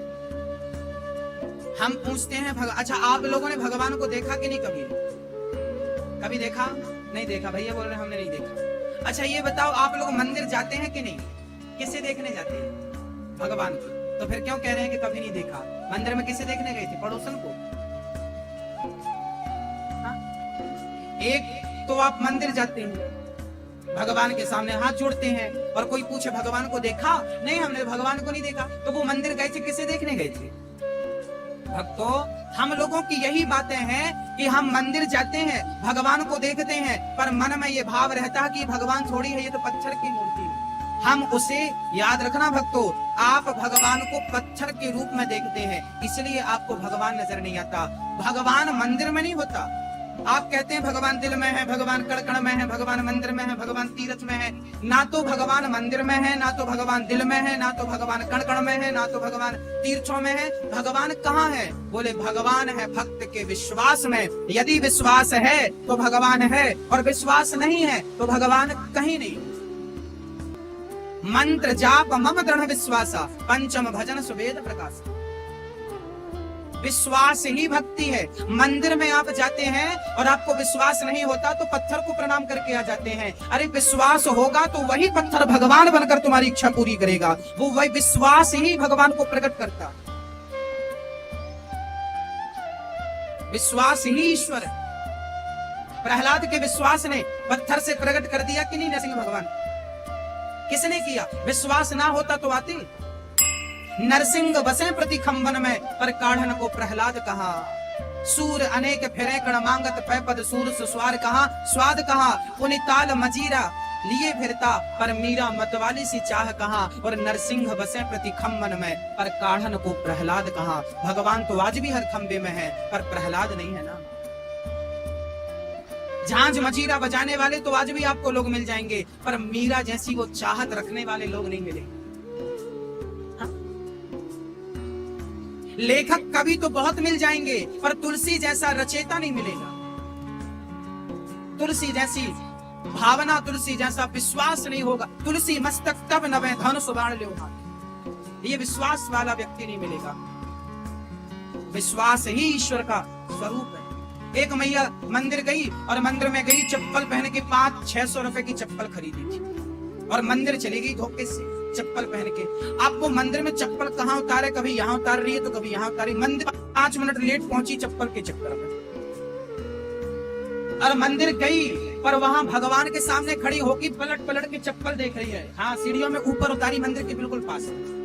ऐसी जगह चप्पल उसने उतारी कि भगवान भी दिखते रहे, चप्पल भी दिखती रहे। अब आप विचार कर सकते हैं कि जो भगवान के द्वार पर खड़े होकर चप्पल का चिंतन कर रहा है, उसे भगवान का दर्शन कैसे होगा? उसे तो पत्थर ही नजर आएगा ना, कैसे दर्शन होगा? ये भगवान को देखने के योग्य है ही नहीं। प्रहलाद जी ने गोद पर बैठकर भगवान का आशीर्वाद प्राप्त किया। भगवान से, प्रहलाद जी से भगवान ने कहा, बेटा प्रहलाद, हमसे कुछ वरदान मांगो। प्रहलाद जी ने कहा, प्रभु आपसे कभी कुछ मांगने की इच्छा ना हो, बस यही वरदान मुझे दे दीजिए। कभी कुछ मांगने की इच्छा ना। भगवान का सच्चा भक्त निष्काम होता है, कोई कामना नहीं रखता। प्रहलाद को भगवान ने गोद पर बिठा के लाड़ किया, प्यार किया। एक भक्त वो होता है जो भगवान से मांगता है। एक भक्त वो होता है जो भगवान से नहीं, भगवान को मांगता है। एक पिता के 2 बेटे थे। एक बेटे ने कहा, पिताजी पूरी संपत्ति हमें दे दो और आप हरिद्वार चले जाओ। दूसरा बेटा बोला, पिताजी आप हमारे पास आओ, हम आपकी सेवा करके पुत्र धर्म पूरा करेंगे। एक ने पिता से मांगा, एक ने पिता को मांगा। आप ही बताइए कौन सा बेटा बढ़िया? पिता से मांगने वाला या पिता को मांगने वाला? पिता को मांगने। ऐसे ही जैसे बेटे 2 तरह के होते हैं, ऐसे भक्त भी 2 तरह के होते हैं। एक भक्त वो होते हैं जो भगवान से मांगते हैं, एक वो होते हैं जो भगवान को मांगते हैं। भगवान से मांगने वाले बढ़िया नहीं होते, भगवान को मांगने वाले बढ़िया। हम लोग मंदिर जाते हैं, भगवान से मांगते रहते हैं। भगवान से क्या मांगना, भगवान को मांगिए ना। प्रभु हम तुझसे, तुझे मांगने आए। भक्तों, एक कल्प में भगवान ने प्रहलाद के लिए नरसिंह अवतार लिया। एक कल्प में हाथी का पांव मगर ने पकड़ा तो उसके लिए भगवान ने हरि का अवतार धारण करके हाथी को बचाया था, मगर का सिर काटा था। एक बार 3 अवतार समुद्र मंथन में लिए। धनवंतरी, कच्छप और मोहिनी। अमृत देवताओं ने पिया, राक्षस राहु ने भी पी लिया, सिर काटा, राहु केतु हो गए। एक बार राजा बलि ने 99 यज्ञ पूरे किए, 100वां यज्ञ करने जा रहे थे, तब माता अदिति के गर्भ से वामन भगवान प्रकट हो गए, जिन्होंने 3 भूमि का दान मांगा।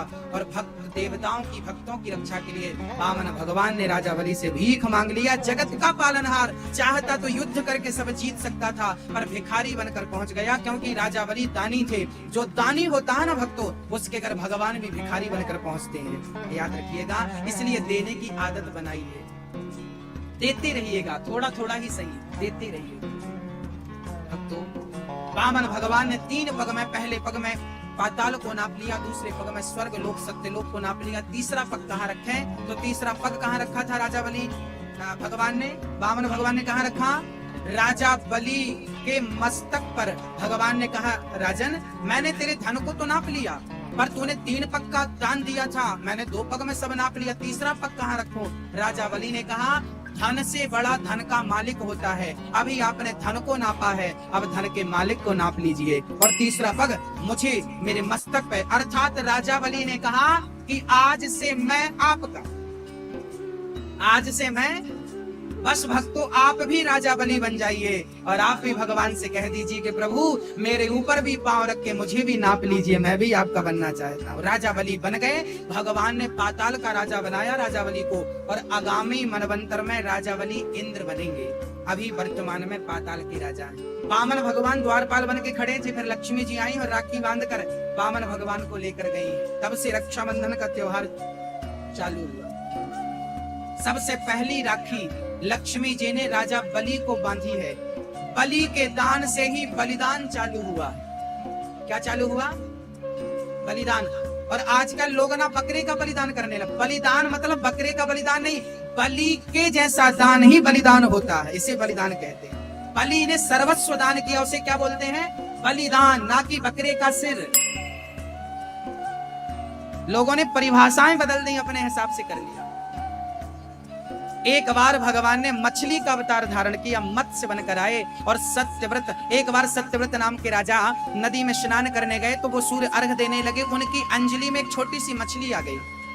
मछली को वो पानी में डालते तो मछली कहने लगी, राजन यहाँ बड़ी बड़ी मछलियां मुझे खा जाएंगी, मेरी रक्षा करो। सत्यव्रत नाम के राजा ने उस मछली को कमंडल में डाल दिया। 1 घंटे बाद वो कमंडल से कहने लगी कि महाराज मैं बड़ी हो गई हूँ, कमंडल में मैं आ नहीं रही हूँ। तब राजा ने अपने घर बड़ा सा पानी की व्यवस्था की, उस पर डाल दिया, उस पर भी बड़ी हो गई। तब राजा ने बड़े से सरोवर में डाल दिया, वो सरोवर से भी बड़ी हो गई।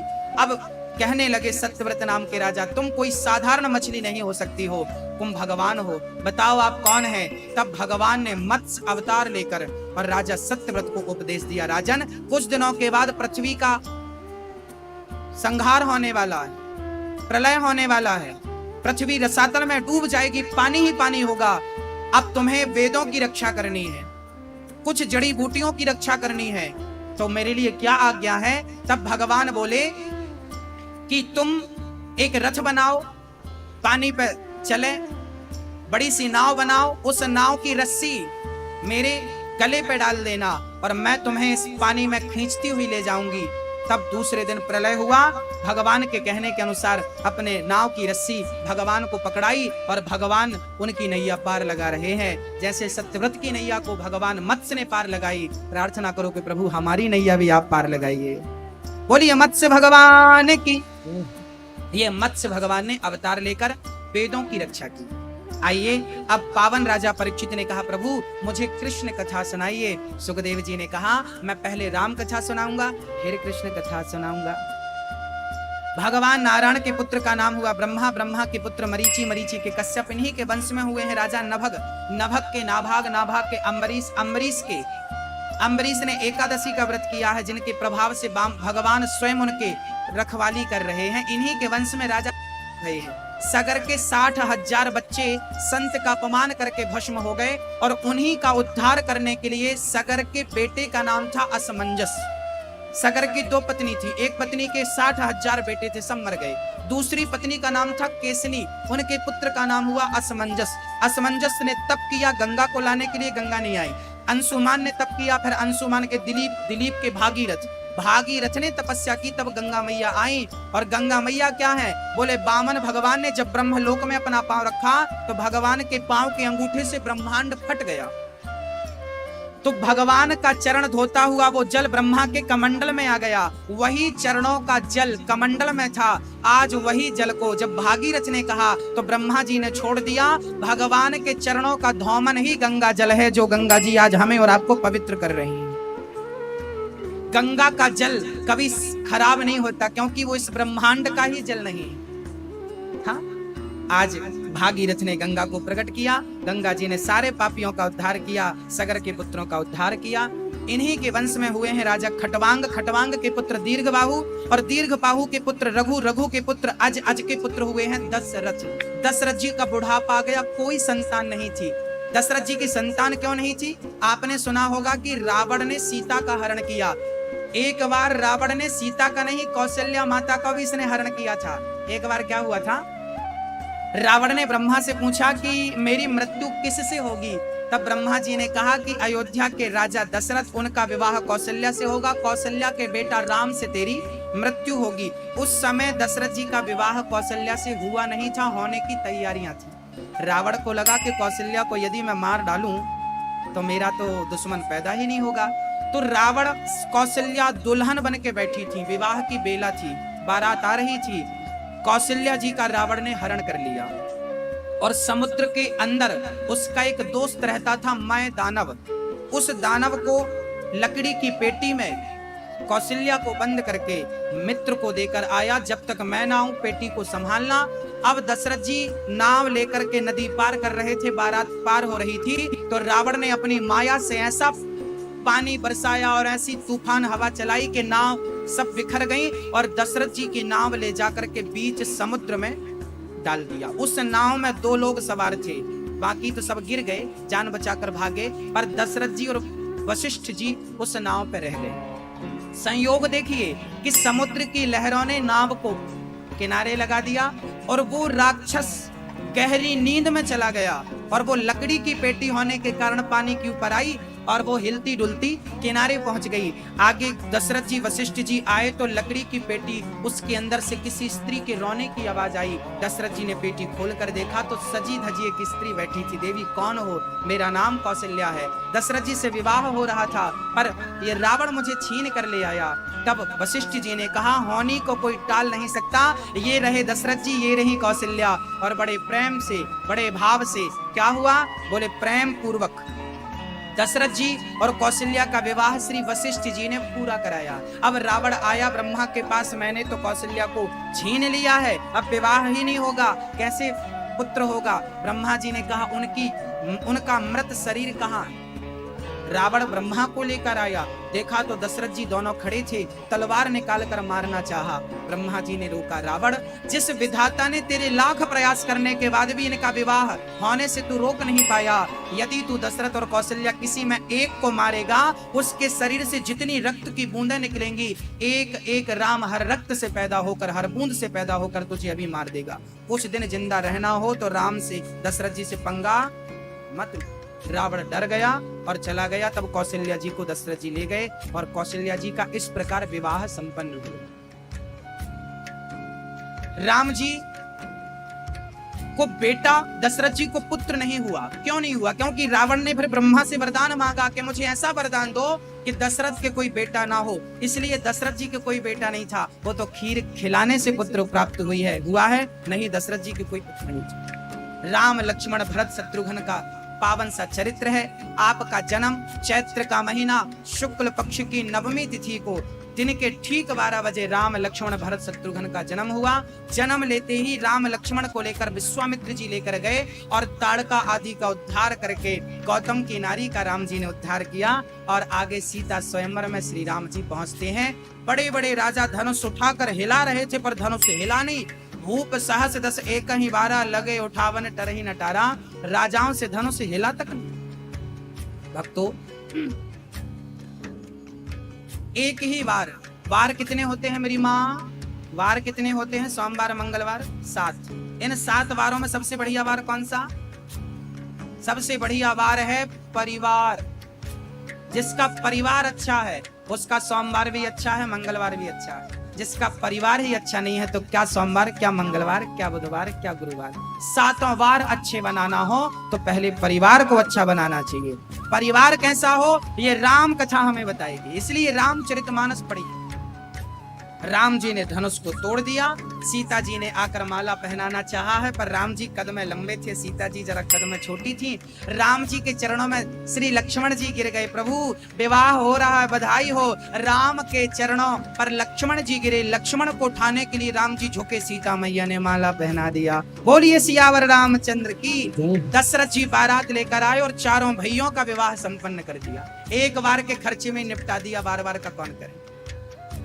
राम जी का सीता जी से, भरत जी का मांडवी से, शत्रुघ्न जी का श्रुति कीर्ति से और लक्ष्मण जी का उर्मिला से विवाह संपन्न। अच्छा, शादी विवाह में गालियां भी होती हैं। प्यार की गाली उसे गारी कहते हैं। आप क्या होती हैं कि नहीं? जनकपुर में भी गालियां चालू हो गई। सीता की सखियां कह रही हैं सुनो, कभी धोखे से अयोध्या मत चली जाना, और जाना तो कोई खीर बनाकर खिलाए तो खाना मत। बोले क्यों? बोले अयोध्या में तो बाप की जरूरत ही नहीं पड़ती, खीर खाने से बच्चे पैदा हो जाते। ये जनकपुर की सखियां कह रही हैं। अब लक्ष्मण जी ने मोर्चा संभाला। लक्ष्मण जी ने कहा सुनो, अयोध्या में तो बाप की जरूरत नहीं पड़ती, पर धोखे से कभी जनकपुर मत जाना, और जनकपुर आना तो यहाँ कभी जमीन खोद मत लेना, क्योंकि यहाँ तो माँ बाप की जरूरत नहीं, जमीन खोदो बेटियां मिलती हैं। अच्छा, सीता जी की माँ, सीता जी के जन्म की क्या चर्चा है आपको पता है? सीता जी कौन है? कहते हैं राम के विवाह में रावण भी आया था और सीता के पांव पखारने के लिए रावण आया था। आपको पता है सीता के पांव पखारे हैं रावण ने। रावण सीता को अपनी पुत्री बिटिया मानता था। अब आप कहेंगे कि बेटी मानता था तो चुराया क्यों? राम जी से रावण ने कहा था मंडप के नीचे, प्रभु कभी अयोध्या, कभी लंका आइए, हमें भी पवित्र करिए। राम जी बोले हम लंका नहीं आएंगे। तो रावण बोला आप नहीं आओगे तो हम अपने तरीके से बुलाएंगे। तो रावण अपने तरीके से बुलाता है। अच्छा, रावण का सीता से क्या संबंध है, बहुत ध्यान से सुनिएगा। एक बार क्या हुआ कि रावण ने सारे संतों को मारा और सारे संतों का रक्त एक घड़े में भरा और लाकर मंदोदरी को दिया। ये रक्त का भरा घड़ा तुम संभाल के रखना। मंदोदरी एक दिन रात्रि को नींद में प्यास लगी तो उसी घड़े का रक्त खून उसने पी लिया और वो रक्त पी करके वो गर्भवती हो गई। रावण से कहा कि स्वामी जी आप जब गर्जना करते हैं तो गर्भवती नारियों का गर्भ गिर जाता है। रावण ने गर्जना करी तो मंदोदरी का गर्भ गिरा। मंदोदरी ने अपने गर्भ के बच्चे को उसी घड़े पे डालकर उसका मुंह ज्यों का त्यों बंद कर दिया। रावण ने कहा कि मैंने आपको घड़ा दिया था वो कहाँ है, वापस कर दिया मंदोदरी ने। रावण ने जनक जी के नगर में जाकर जमीन पर गड्ढा खोदकर उस घड़े को गाड़ दिया। क्यों गाड़ा? रावण जानता था कि संतों का रक्त जहां होगा उस नगर में बारिश नहीं होगी, उस नगर में लोग भूखे प्यासे मर जाएंगे, राजा को श्राप देंगे। राजा जनक जी का नाश करना चाहता था रावण, क्योंकि पहले का राजा अपने से छोटे राजाओं को मारना चाहता था, उन पर विजय प्राप्त करना चाहता था, उन पर आधिपत्य जमाना चाहता था। पर रावण की दाल जनक जी के सामने गलती नहीं थी, तो रावण ने ये तरीका निकाला कि संतों का रक्त गाड़ देंगे तो इनका नाश हो जाएगा। परंतु हुआ उल्टा। भगवान ने पृथ्वी माँ से कहा कि तुम उस गर्भ का पालन पोषण करिए और पृथ्वी माँ ने उस घड़े का पालन पोषण किया। और बाद में जनक जी को स्वप्न आया कि सोने का हल बनाकर खेत की जुताई करिए, और जब सोने का हल बनाकर चलाया तो घड़े के अंदर से रोती हुई सीता का जन्म हो गया। बोलिए सियावर रामचंद्र की। तो रावण की पुत्री इसलिए सीता है क्योंकि वो मंदोदरी के गर्भ में रही, फिर पृथ्वी से प्रकट हुई तो वो पृथ्वी की बेटी, फिर वो जनक के यहाँ रही तो जनक नंदिनी। भक्तों, अब राम जी सीता को लेकर गए हैं। राम से बहुत प्यार करती थी कैकेयी माँ। जब राम को राजा बनाने का समय आया तो मंथरा ने कैकेयी के कान भर दी। आपके आसपास भी मंथराएं बैठी हैं, कृपया इनसे सावधान रहिए। ये आपका भी घर तोड़ सकती हैं, वैसे जैसे कैकेयी का घर मंथरा ने तोड़ दिया। ये मंथरा कौन थी? कहते हैं कैकेयी के पिता ने मंथरा के पति को मार दिया था युद्ध में। कैकेयी के पिता ने मंथरा के पति को मार दिया था। मंथरा कैकेयी के नगर से दहेज में आई थी। ये अयोध्या की स्त्री नहीं, अयोध्या के लोग ऐसे नहीं होते थे जैसे ये मंथरा थी। इस मंथरा ने जब देखा कि मेरे पति को मार दिया तो संकल्प लिया था इस मंथरा ने कि कैकेयी देश देश के राजा की एक ही बेटी थी। कैकेयी माँ अकेली बहन थी, इनका कोई भाई नहीं था। उस मंथरा ने प्रतिज्ञा करी थी कि जैसे तुमने मेरे सुहाग को उजाड़ा है राजन, अब मैं तेरे बेटी के सुहाग को उजाड़ूंगा। मंथरा ने मीठी मीठी बातें करके घर में घुस गई और जाकर के राम जी दशरथ जी के दहेज में आ गई, और बाद में मौका मिलते ही इसने सुहाग उजाड़ दिया कैकेयी का। कैकेयी ने राम को वनवास भेजा। 14 साल का ही वनवास क्यों था राम जी का? 15 साल का भी तो हो सकता था, 13 साल का भी कैकेयी मांग सकती थी, या 20 साल का वनवास मांगती। 14 साल का ही वनवास इसलिए कैकेयी ने मांगा क्योंकि उस दिन से रावण की केवल 14 साल की उम्र बाकी थी। दशरथ कैकेयी ने कहा राम जी जाओ और रावण को मारकर तुरंत वापस आओ, इसलिए कैकेयी ने 14 साल का वनवास मांगा। अच्छा, 14 साल का वनवास इसलिए भी मांगा गया क्योंकि वनवास राम जी का नहीं हुआ था। राम जी तो अयोध्या में रहकर भी रावण को मार सकते थे, परंतु अयोध्या में रहकर मेघनाथ को नहीं मारा जा सकता था। असली वनवास तो लक्ष्मण जी का हुआ था, क्योंकि मेघनाथ को वरदान था कि 12 वर्ष तक जो नींद और नारी का त्याग करेगा वही मेघनाथ को मार सकेगा।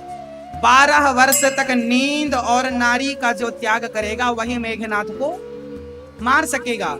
तो अयोध्या से जब लक्ष्मण जी निकले तो लक्ष्मण ने 14 साल तक ना तो नारी का स्पर्श किया ना तो नींद का सेवन किया, सोए नहीं लक्ष्मण। राम काज कीन्हे बिनु मोहि कहां विश्राम, सोए नहीं। तो लक्ष्मण जी वनवास गए 14 साल। क्यों? क्योंकि मेघनाथ को 12 साल का वरदान था, तो 2 साल और एक्स्ट्रा कैकेयी ने रखे कि यदि कभी बीच में सो गए तो 2 साल ऑप्शन में रखे जाए, इसलिए 14 साल। और सच्चाई यह है कि कैकेयी ने राम को वनवास इसलिए नहीं भेजा क्योंकि वो राम से घृणा करती थी, ऐसा नहीं है। कहा जाता है कि कैकेयी की आंखें बचपन में राम ने बंद करी थी और कहा था कि मैं आंख तब खोलूंगा जब मैं बड़ा हो जाऊं, मुझे पिता राजा बनाए तो मुझे वनवास भेज दे। ये चर्चाएं बड़ी लंबी हैं भक्तों। सच्चाई यह भी है कि अयोध्या का असली राज मुकुट बाली के पास था। एक बार दशरथ जी कैकेयी को लेकर आ रहे थे तो बाली ने कहा कि तुम्हारी पत्नी बड़ी सुंदर है, हमें दे दो। दशरथ जी ने कहा ऐसे कैसे दे दो? तो बाली ने कहा फिर अपना राज मुकुट दे दो। तब दशरथ जी ने अपना राज मुकुट उतारकर बाली के चरणों में रख लिया था और वैसा ही नकली मुकुट बनाकर पहन लिया था। ये बात केवल कैकेयी को पता थी। आज जब राम को राजा बनाने लगे तो कैकेयी ने कहा क्यों, क्या राम को नकली मुकुट पहनाओगे? इसलिए कैकेयी ने कहा नकली मुकुट पहनाना है तो भरत को पहनाओ। राम जाओ और जाकर बाली को मारकर अपना असली राज्य वापस लेकर आओ, तुम असली राजा बनने के हकदार हो। इसलिए कैकेयी मां ने राम को 14 साल के लिए वनवास भेजा, क्योंकि बाली को मारना था, क्योंकि असली राज मुकुट बाली के पास था। भक्तों, राम कथा बड़ी गूढ़ कथा है। समय नहीं है, नहीं मैं बहुत कुछ सुनाता। अब मुझे कृष्ण जन्मोत्सव की ओर चलना पड़ रहा है। राम जी जंगल में गए हैं, तमसा नदी के किनारे प्रथम रात चित्रकूट पहुंचे हैं। केवट का प्रसंग बड़ा अद्भुत समय मिलेगा, मैं कल सुनाऊंगा। राम जी चित्रकूट गए हैं, भरत जी मिलने आए और भरत जी राम की खड़ाऊ लेकर वापस गए हैं। राम के पद पर राम जी ने सिंहासन में, भरत जी ने राम के पद को रखा। हाँ, आगे चलकर राम जी ने शबरी माता पर कृपा करी, बाली को मारा। हनुमान जी लंका गए, रावण को, दुष्ट आदियों को मारकर विभीषण को लंका का राजा बनाकर राम जी पुष्पक विमान में चढ़ के वापस आए हैं और अपने भरत से गले लगकर आज राम जी राजा बने और सीता मैया रानी बनी। बोलिए सियावर रामचंद्र की। आदौ राम तपोवनादिगमनं हत्वा मृगं कांचनं वैदेही हरणं जटायु मरणं सुग्रीव संभाषणं बाली निग्रहणं समुद्र तरणं लंकापुरी दाहनं पश्चात् रावण कुंभकर्ण हननं एतद्धि रामायण। आइए अब चलते हैं चंद्रवंश की ओर। भगवान नारायण के पुत्र हुए हैं ब्रह्मा, ब्रह्मा के अत्रि, अत्रि के चंद्रमा, चंद्रमा के पुत्र बुध, बुध के पुत्र पुरुरवा, पुरुरवा के पुत्र आयु, आयु के पुत्र नहुस, नहुस के पुत्र ययाति। इन्हीं के वंश में हुए हैं राजा सूर। सूर के पुत्र का नाम हुआ है वसुदेव जी। वसुदेव जी के 13 विवाह संपन्न हुए हैं। पहला विवाह रोहिणी के संग और आखिरी विवाह देवकी के संग। ये देवक राजा की बेटी थी देवकी, कंस की चचेरी बहन थी देवकी। कंस का बड़ा अत्याचार था, कंस की प्रजा कंस पर थू थू करती थी। तब कंस ने अपनी बहन देवकी का विवाह किया और कहा कि मैं अपनी बहन को विदा करने के लिए जाऊंगा। कंस अपनी बहन को विदा करने के लिए जाने लगे, तभी आकाशवाणी हो गई, कंस तू जिस बहन को विदा कर रहा है उसका 8वां गर्भ तेरा काल बनेगा। कंस डर गया और देवकी के केस पकड़कर देवकी को मारने लगा।